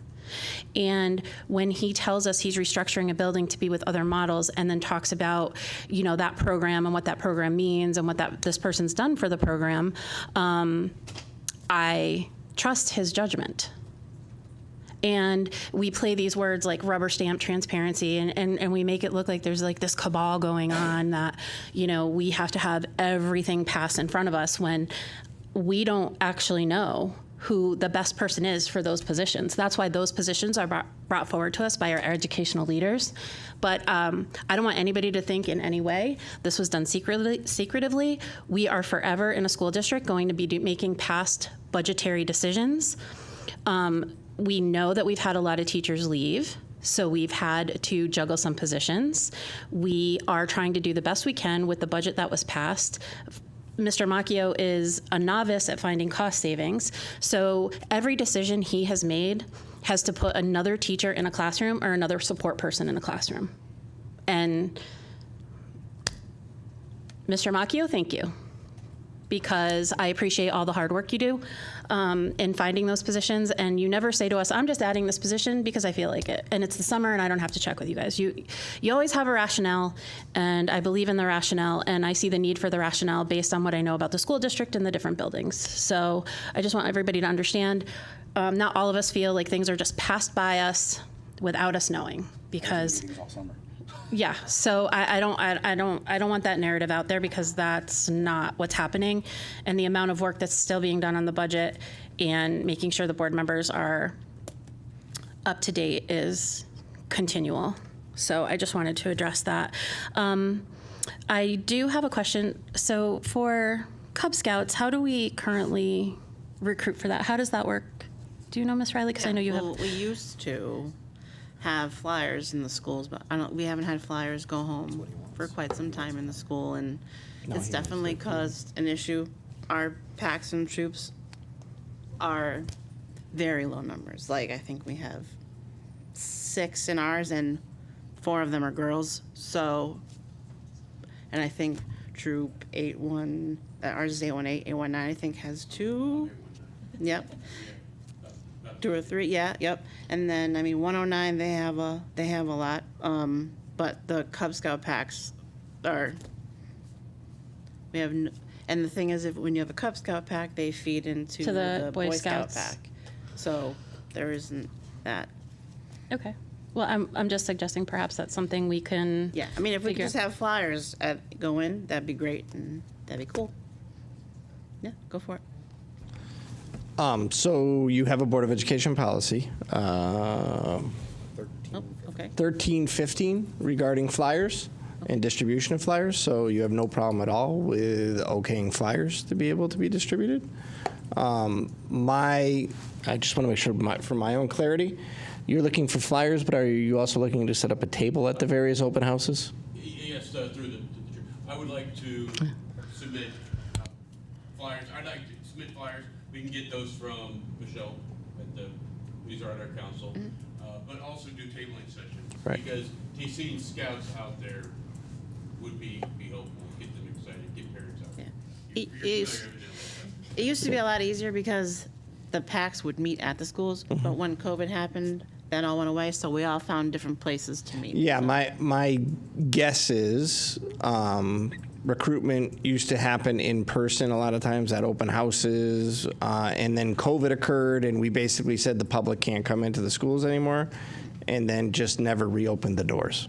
That would be my guess. You don't have a policy that says, as we were quickly looking through, you don't have a policy that says that we can't.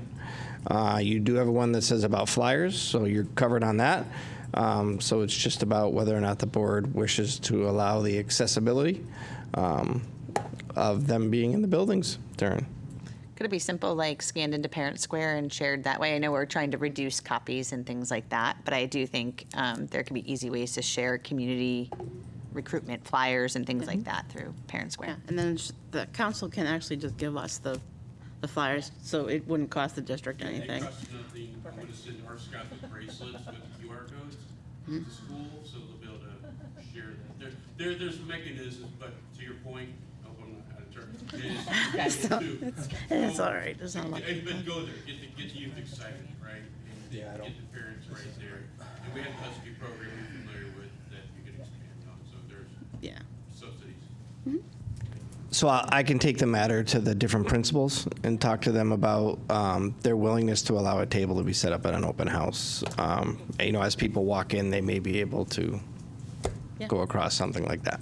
So I'll talk to the various principals. Thanks. Thank you. Also, I have a question about the sports fields. I'm trying to remember if we got this information over the summer, and you don't have to answer me this evening, but with JFK Sports going back, are we allowed to use the annex, or are we going to have an issue with field space for fall sports? If you don't have an answer tonight, that's fine. I just was wondering. The only issue I'm currently aware of related to the annex is the track. Oh, okay. The That track was is unusable. unusable. Okay. It's really nothing you would want to have our teams on. There's a lot of Okay. holes and things of that nature. Okay. And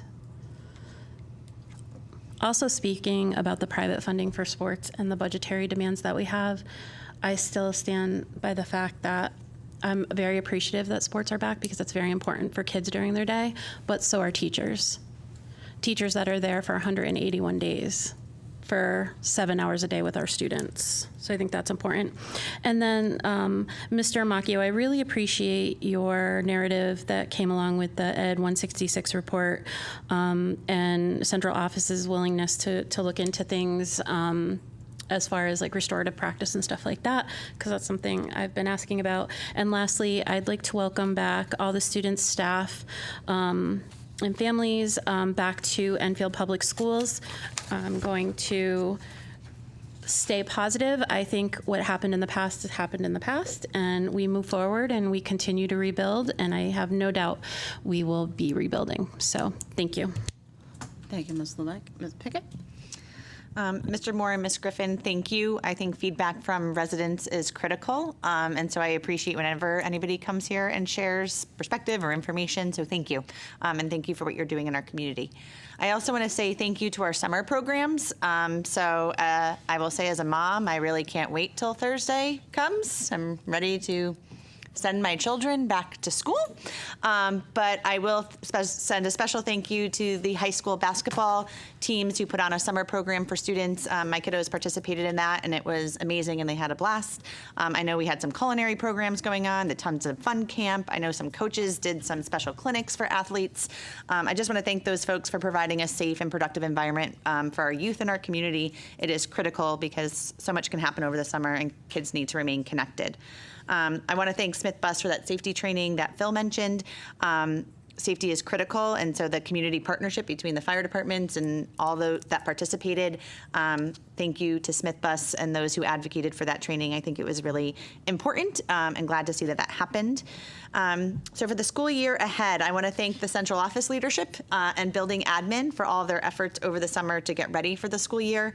I want to take a really important moment to thank our staff. You've all been impacted by the cuts and the changes of last school year. So I thank you for continuing to return to all the staff returning. I thank you for continuing to choose Enfield and come back. I know the realities of what exists in other districts, and I'm glad to see that you're still here. Thank you to the new staff who decided to come to Enfield. I also can't wait to meet you. My son has one of the new teachers, and I can't wait to see the skills and talents that she brings. I'm hopeful for the new school year. I believe in our leadership, I believe in our staff, and I believe in our students and our families. There will be challenges, but I'm also really confident that we have folks who are committed to making adjustments. I want to be clear on some of my top priorities for this school year coming up. Mine is truly around student supports and staff supports. We need to work on a system, so I was happy to hear Steve mention systems and structures to identify students that are in need of supports, both academically and behaviorally, and we need the resources to support that. We need folks who are committed to providing those resources. This is a necessary investment, or else we continue to underserve our students, and our special education costs and programmings will just continue to need to rise. We also need supports for our staff. We have many staff who are still in adjusted positions, are in new buildings or in new roles. We have new staff, so we need to have intentional structures of how we support them, high quality professional learning, coaching, collaborative time and space. And lastly, we need to think about how we're supporting our families. The needs of our schools is great. We need to truly be in this together. I'm excited to see how we can leverage our Portrait of a Learner efforts to wrap our whole community around the successes of our students. I do have lots of hopes for the school year ahead, and I do think there will be some positive things moving forward. And I just thank those who have done all of the hard work and continue to return for the school year. Mr. Gauss? Thank you, Madam Chair. Where Amanda and, well, Mrs. Pickett and Mr. Kober have prepared statements, I have, 7 words. I tend to be a little bit fluid when it comes to that. First, I'd like to speak to the scouting thing. My son is an Eagle Scout. I've been involved in scouting, well, I haven't since he graduated from the program, but it was a good 12 years of our lives through scouting.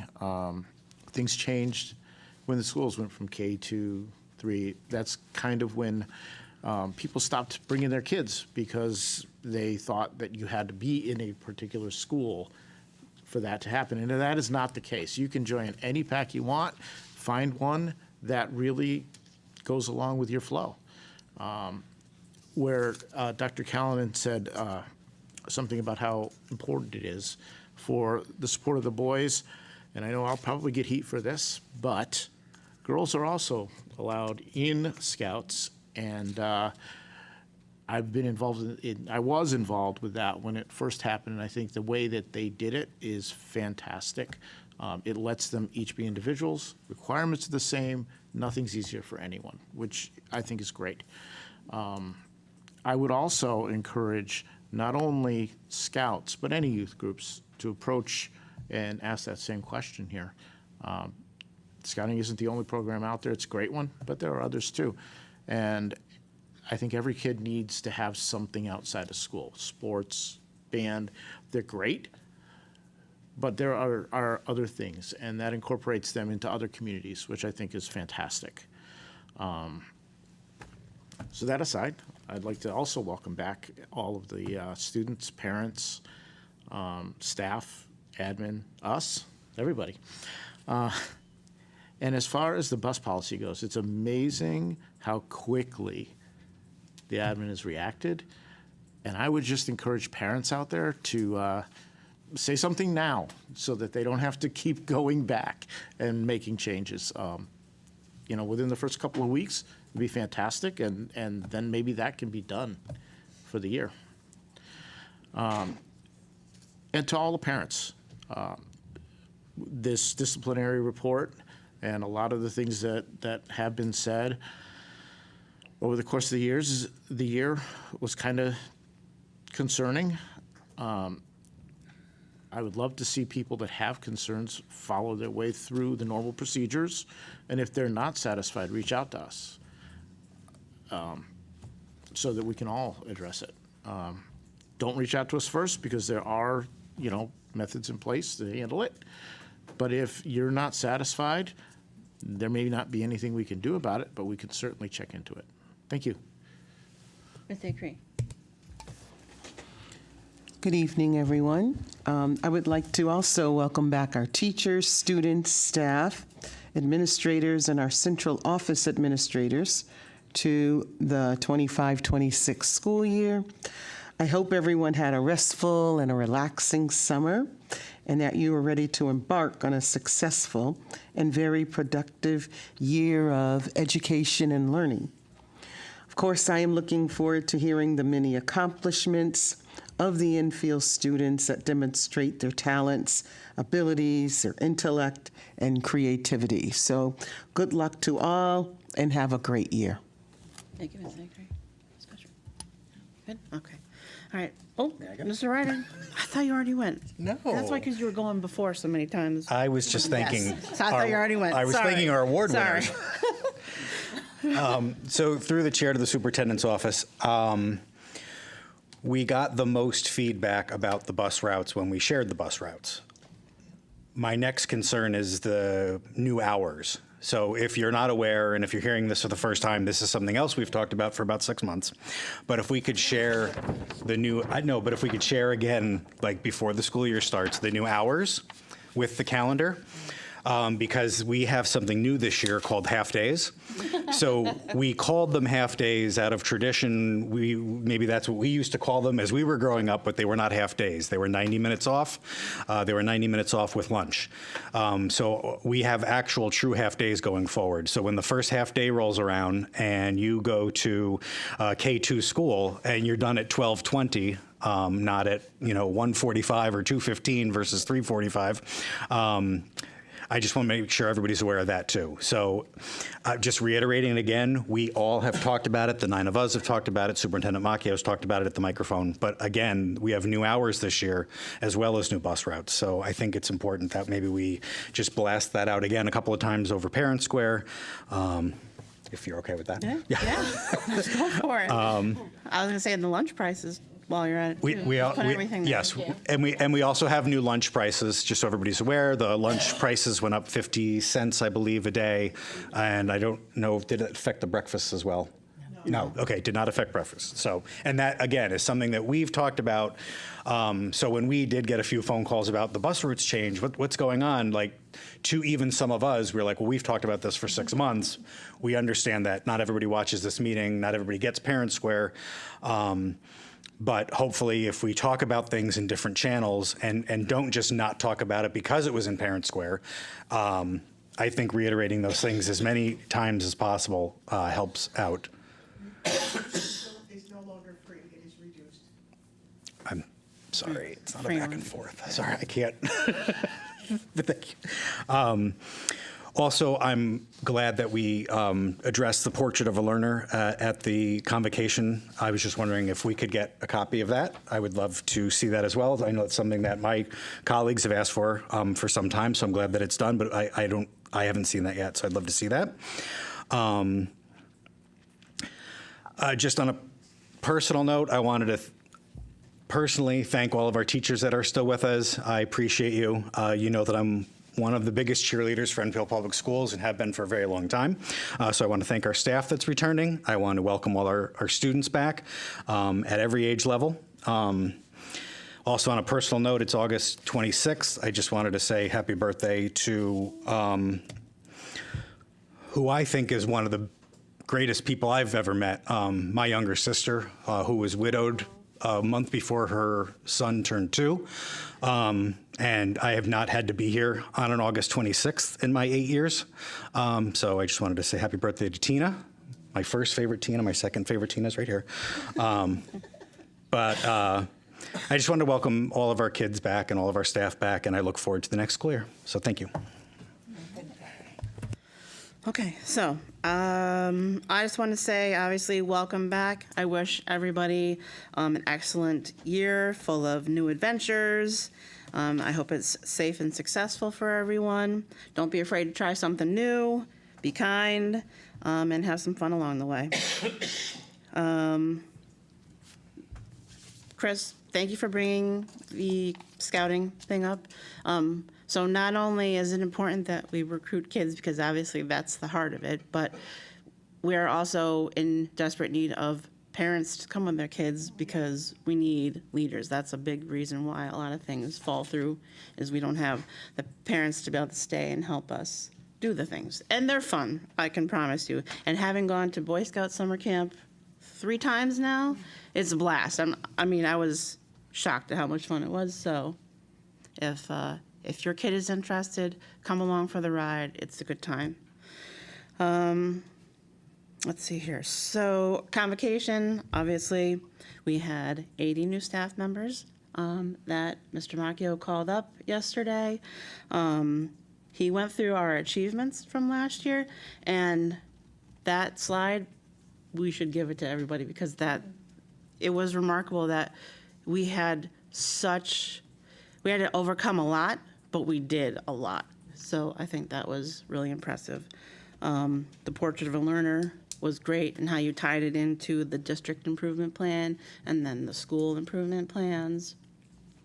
It really was a vision. You could see where we wanted to go yesterday and how we're building a roadmap to get there. So thank you for all your hard work, because I know that probably took you half the summer to put together. So thank you. Talked about the lunch and the half days.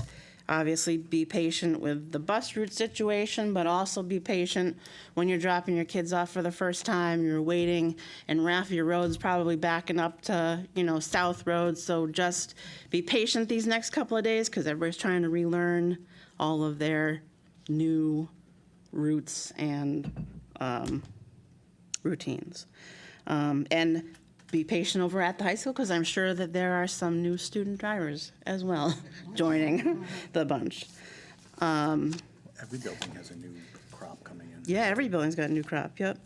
But those new student drivers, you got to watch out from them, because now they have to wait for their parking passes, right? They have them now. They have them now. They got mine early. Yep. So then the only other thing I wanted to address that came up was your comments, Mr. Kober, about the restructuring that we did over at Eagle Academy. I mean, I think that, that happened after the budget. We didn't know during the budget that Mr. Olson was going to leave. So we have to then pivot and try to make things work. And, I should say, Mr. Macchio sent out an email to all 9 of us with the rationale of what we needed and why we needed it and what the plan was.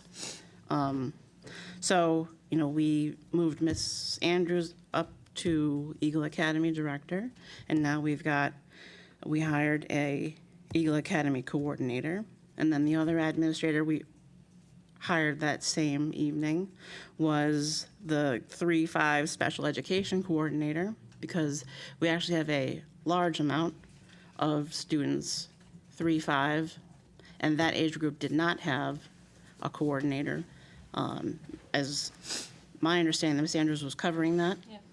So for her to be the director at Eagle Academy with the kids with our highest needs and covering that was a big strain. And I heard the other day that we just got an influx of 4th graders. Yeah. I'm sure some of them will probably have IEPs and stuff. So, I thought that the process was pretty open. I don't think that we did anything under cover of night. I think that I've tried to pride our board on doing things in the open and trying to get all the information out that we can. I'm sorry if you didn't agree with that, but I'm open to other suggestions on how you would like to move forward. But, everybody had all the information that we needed for that evening when we did the interviews. So I'm just going to leave it at that. But, again, I hope everybody has a great school year. And we'll see you guys in the buildings, I hope. All right. Okay, so next is, there's no unfinished business. There's no new business. So we have board and committee reports, which there might not be a lot to report on, but curriculum committee.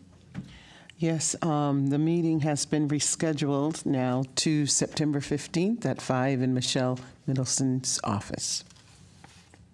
All right, finance and budget committee. Thank you, Madam Chair. So the Finance and Budget Committee last met on Monday, August 11th. Approval of accounts and payroll for the month of July will be addressed during agenda item 15, as well a proposed list of line item transfers for the FY25 budget. Approval of accounts and payroll for the month of June are still pending and will be reviewed at the next finance and budget meeting. Therefore, we'll probably see them at the second meeting of September, I would expect. Summary of the FY25 budget. Original appropriation was $77,429,555. Year-to-date expenditures on that budget ended at $75,801,565.88. This is inclusive of district revenue and reimbursements for the year, which totaled $5,811,288.60. Out of the available $1,627,989.12, during agenda item 15, we'll be recommending a line item transfer of $1,548,591.10, which equates to the 2% authorized into the non-lapsing account. Any additional funds that are the difference between this 2% cap will be pending return to the town of Enfield pursuant to an MOU, with the final amount to be updated at the next meeting.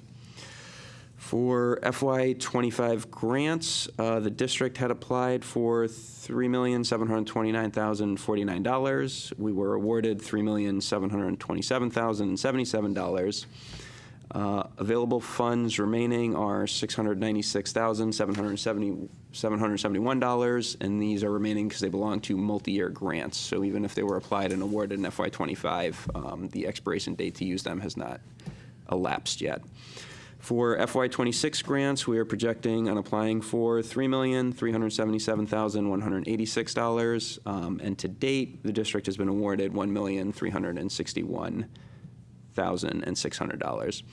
The next meeting of the board's Finance and Budget Subcommittee is scheduled for Monday, September 8th at 5 p.m. at Central Office, and we'll conclude my report pending any questions. Okay. Anybody have questions for Mr. Kober? No. Okay. Policy Committee?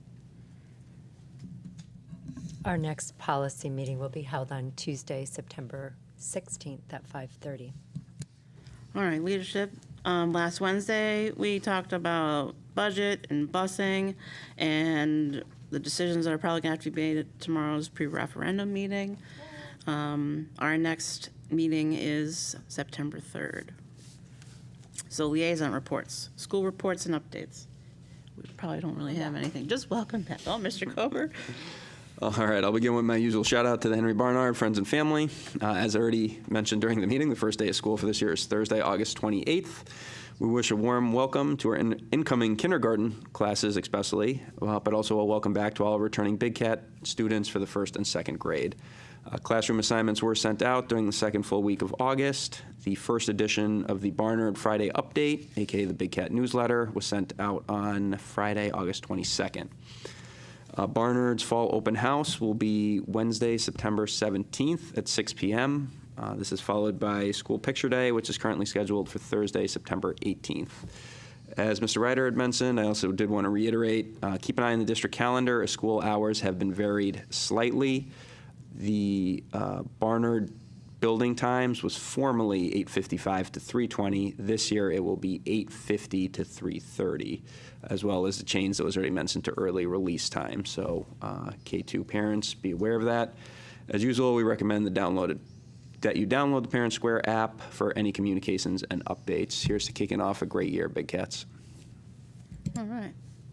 Mr. Ryder?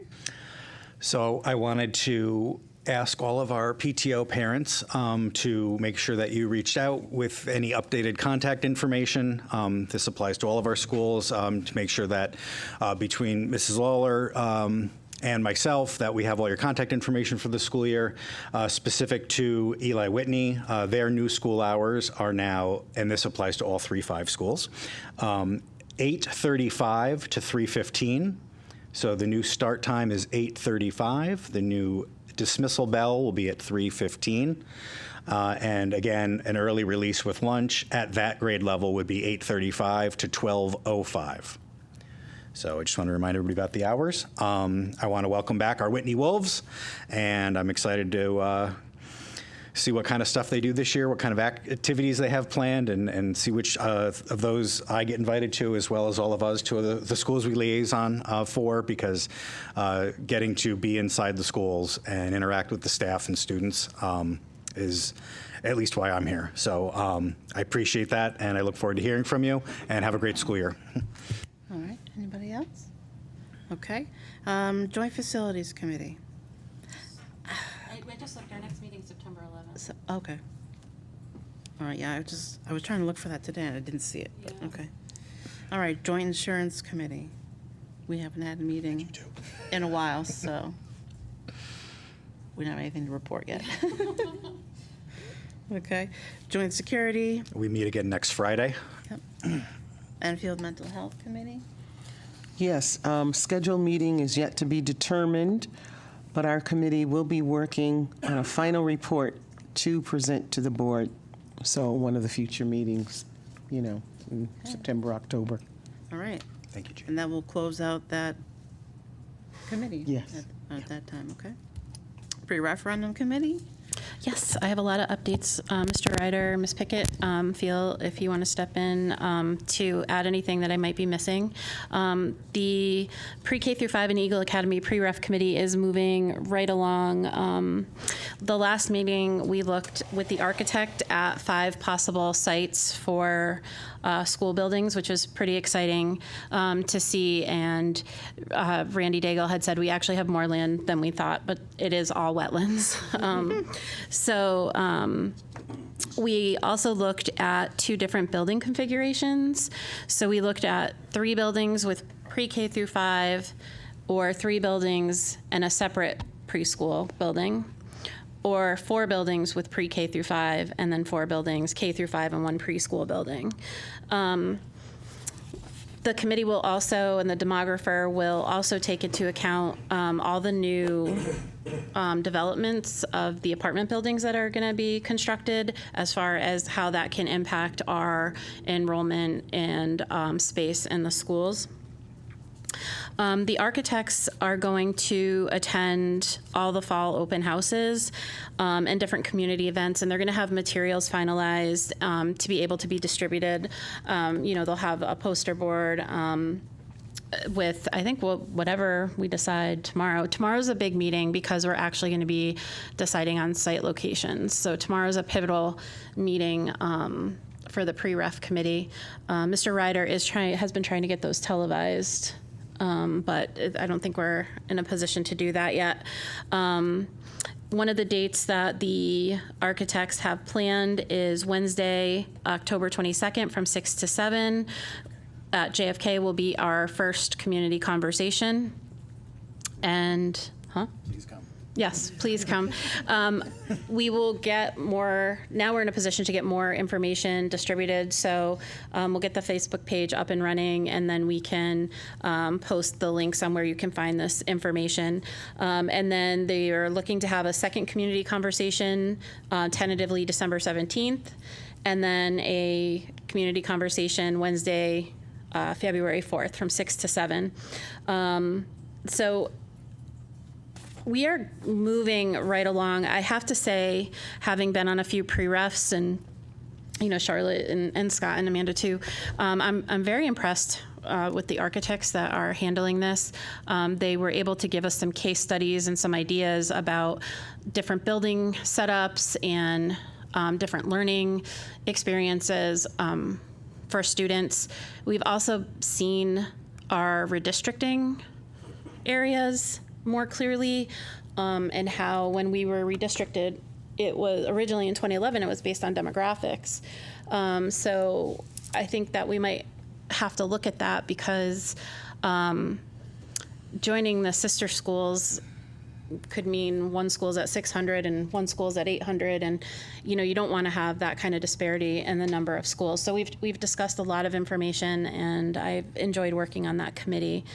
So I'm looking forward to the meeting tomorrow night, and we will get as much information out as we can. Do you have anything to add, or? No, I was just going to say all the information that we do have is available on the Enfield Public Schools Yeah. website, and there is not a plan yet. But when there is a plan, then there will be a separate website, a separate Facebook page, all that stuff.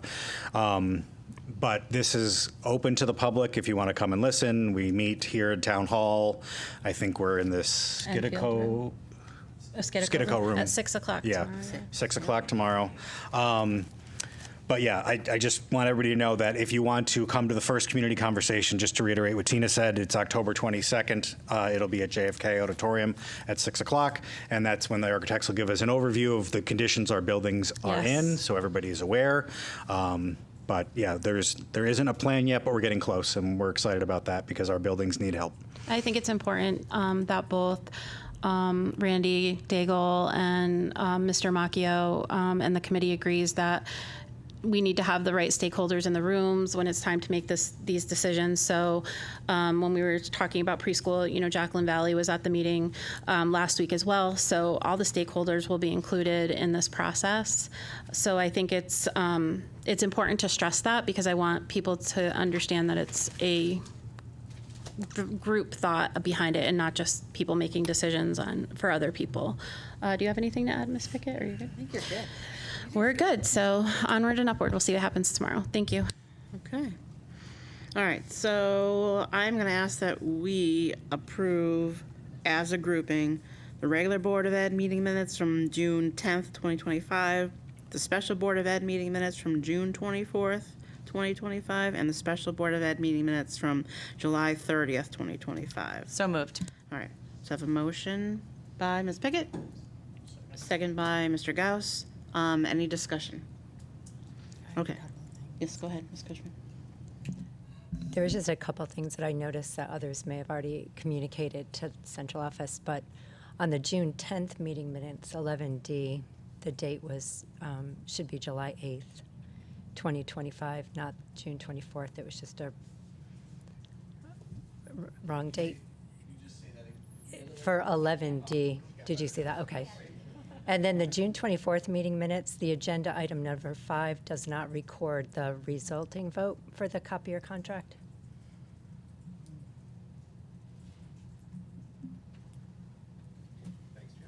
You're welcome.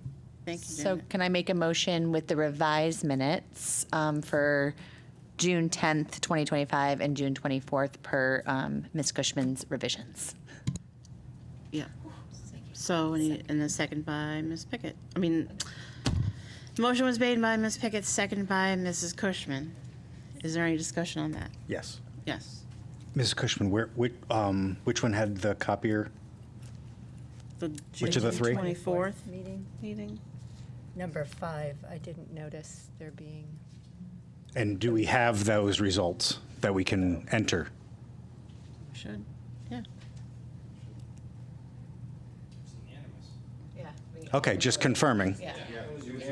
Well, that's rare, so I'll take your word for it. I'm sorry, that is true. I do remember it being unanimous. okay. I'm on board with the copiers. I made a different comment. Right. Wow. All right, any other discussion? Okay, can I have a show of hands for approval? All right, not approved, none against. Okay, That's twice. all right. Ever. All right, Mr. Kober, approval of counts and payroll. All right, so building on the Finance Committee report read earlier, Finance Committee met on August 11th, 2025 to review financial statements for the month of July year-to-date on the FY26 budget and examine various documents related to finance. Our review concluded nothing of significance to report to the full board. Motion is I move we accept the superintendent's certification as follows. Quote, I hereby certify that in the month of July, total expenditures amounted to $2,701,111.91, broken down between payroll totaling $686,152.59 and other accounts totaling $2,014,959.32. All payments have been made in accordance with the approved budget and are properly accounted for within the books of accounts. Copies of approval for check invoices are properly documented, end quote. And this was prepared by Lorena Cizernos, business manager. Thank you, Mr. Kober. So that was a motion made by Mr. Kober. I need a second. Second. Second from Mr. Ryder. Any discussion? Roll call, please, Leslie. Mrs. Cushman? Wait, is it roll call? No, it's a hands. Oh my God, it's show of Yeah, hands, yeah. sorry. It's obviously been a long break from up here. Sorry about that. Okay, so show of hands in favor. 8 in favor, against, abstentions, 1 abstention, 2 abstentions, sorry. 7 in favor, are you in favor? In favor. Oh, we're good, we got it. 801. Oh, wow, today's a good night. Okay. Moving on to grants and Head Start expenditures. So once again, Finance Committee had met on August 11th to review financial statements for grants and Head Start expenditures for the month of July year to date. Our review concluded nothing of significance to report to the full board. Motion is, I move we accept the superintendent's certification as follows, quote, I hereby certify that in the month of July, the total grant and Head Start expenditures amounted to $79,692.30, broken down between payroll totaling $47,347.73 and other accounts totaling $32,344.57. All payments have been made in accordance with the approved budget and are properly accounted for within the books of accounts. Copies of approval for check invoices are properly documented, end quote, prepared by Lorena Cisneros, business manager. So moved. Motion by Mr. Kober, second by Ms. Pickett. Second. Any discussion? No discussion. Show of hands in favor. 8 in favor. Abstentions? 1 abstention. None against. Mr. Kober? you have All one? right, so proposed line item transfers for the FY25 budget closeout. Introduction being the same, the Finance Committee met on August 11th to review line item transfer requests for FY25. I hereby move that the Board of Education approve the following line item transfers. From the 100 line salary, the amount of $1,348,292.97. From the 500 line, other purchased services, $158,997.04. And the 600 line, supplies, $41,301.09, for a total of $1,548,591.10. To the 900 line, other use of funds, the same amount, $1,548,591.10. Prepared by Lorena Cisneros, business manager. All right, motion made by Mr. Kober. Second by Ms. A. Cree. Any discussion on the transfers? Yes, Ms. Pickett. Ms. Pickett. So in line with transparency, I just want to be clear about the line item transfer and what we're actually doing here. So this is money that we saved, didn't spend last school year in salaries, other purchased equipment, and I don't know if I missed the other categories, but now we are asking to carry it over for next year. I'll say I struggle because I feel like we need every resource every single school year. So I'm just struggling with that idea. And then my other wonder is ensuring that we get this money that we're carrying over. So you had mentioned something about an MOU earlier, and I just want to ensure that this money is our money and we're getting it. Correct. So for the budget, our appropriation last year, we had that $77 million that I read in the finance report. So our total expenditures only amounted at the $75 million and change. So that unspent money in those 3 line items are being moved to basically our reserve line. Initially for the year, we don't budget because we plan to spend all the money that we've been appropriated. Last year, due to efficiencies changes, we didn't spend all that money. We are capped at the 2%, so this amount equals that 2% authorized carryover by law. So that's the proposal, and then previously we've talked about methods of where that money is going to be kept to be used. So again, this is all for the FY25 budget that closed, or it began July 1st of 2024 and it closed June 30th of 2025. Yeah, I'll be clear on the transparency part. I was aware that this carryover is happening, so that was not transparent. I just struggle with, like, if we have the money, we had class sizes of 20-something, we could have maybe hired staffing earlier, no fault or blame on anybody here. I just want to be ensured that this carryover remains in our budget and remains in our ability to make decisions about. So, Go for it. so process-wise, we had to identify the lines that we had surplus in. We had to shift those lines into a 900 line. And then the way we set up the non-lapsing account with the bank is that all monies shift directly from that one line to the bank. So we'll be literally sending that to the bank. It's the bank, it's in our name as the Board of Education. So it remains under our auspice, if you will. Anything in addition to that will show at the bottom line. So you'll probably see, we've arranged to do a presentation on the 15th of September to provide the additional monies back to the town council. And then just 2%'s gone. It's yep. going to be in the bank. You transferred it tonight. Now Lorena can transfer it to the bank. So it's as if you spent it by depositing it in the bank. But then the additional, what's the additional monies? We're in excess of 2%, which I believe was in the So we have financial the report. amount. It wasn't finalized by the business manager yet, but the total was projected at around 79,000. I know there was an RFI open, about 35,000 of that. So potentially we were talking about any amount of 45,000 that would be going to the town. So once we You're gonna have the dollars and cents provided to you in, you ready? The weekly update. That will actually come out this week because we didn't have convocation. Perfect. I appreciate this discussion and conversation. My hope is that our town would be willing to think about those funds and how much they could support our students or use it to actually take care of school projects. Yeah, so then I also just want to, because I'm trying to stand up for Mr. Longy here. When we started at the beginning of the fiscal year, previous year, we did not have that surplus. And then as time goes along, we had surplus, and then we got the support staff for the larger classes, yeah. And then as time goes on, more savings got realized. So yes, it would be great if we could have done that, but it would be difficult to place a whole teacher mid-year and break up a class and all that. So Yeah, and we had all of those conversations with the teachers. Yeah, that 2 million and plus some wasn't at the beginning when we.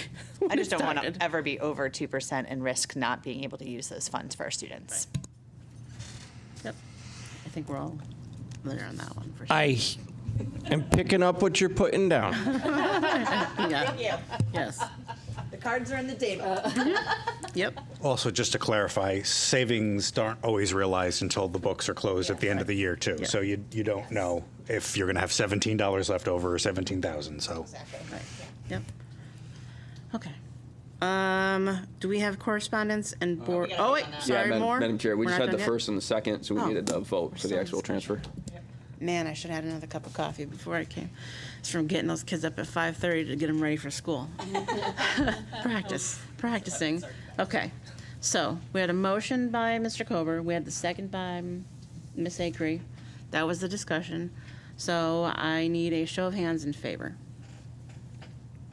There is 1, 2, 3, 4, 5, 6, 7 in favor. Against. None against. Abstentions. 2 abstentions. Okay. Mr. Kober, is there any more? That concludes approval of accounts and payroll, Madam Chair. Okay. All right. Mr. Ryder, do we have correspondence and board communications? Nothing that hasn't already been shared with us or included in our packets. All right, and there's no need for executive session, so I need a motion to adjourn. So moved. Motion made by Second. Ms. Lank, second by Mr. Kober. Show of hands in favor. 9 in favor, none against. Thank you, and enjoy your first day of school.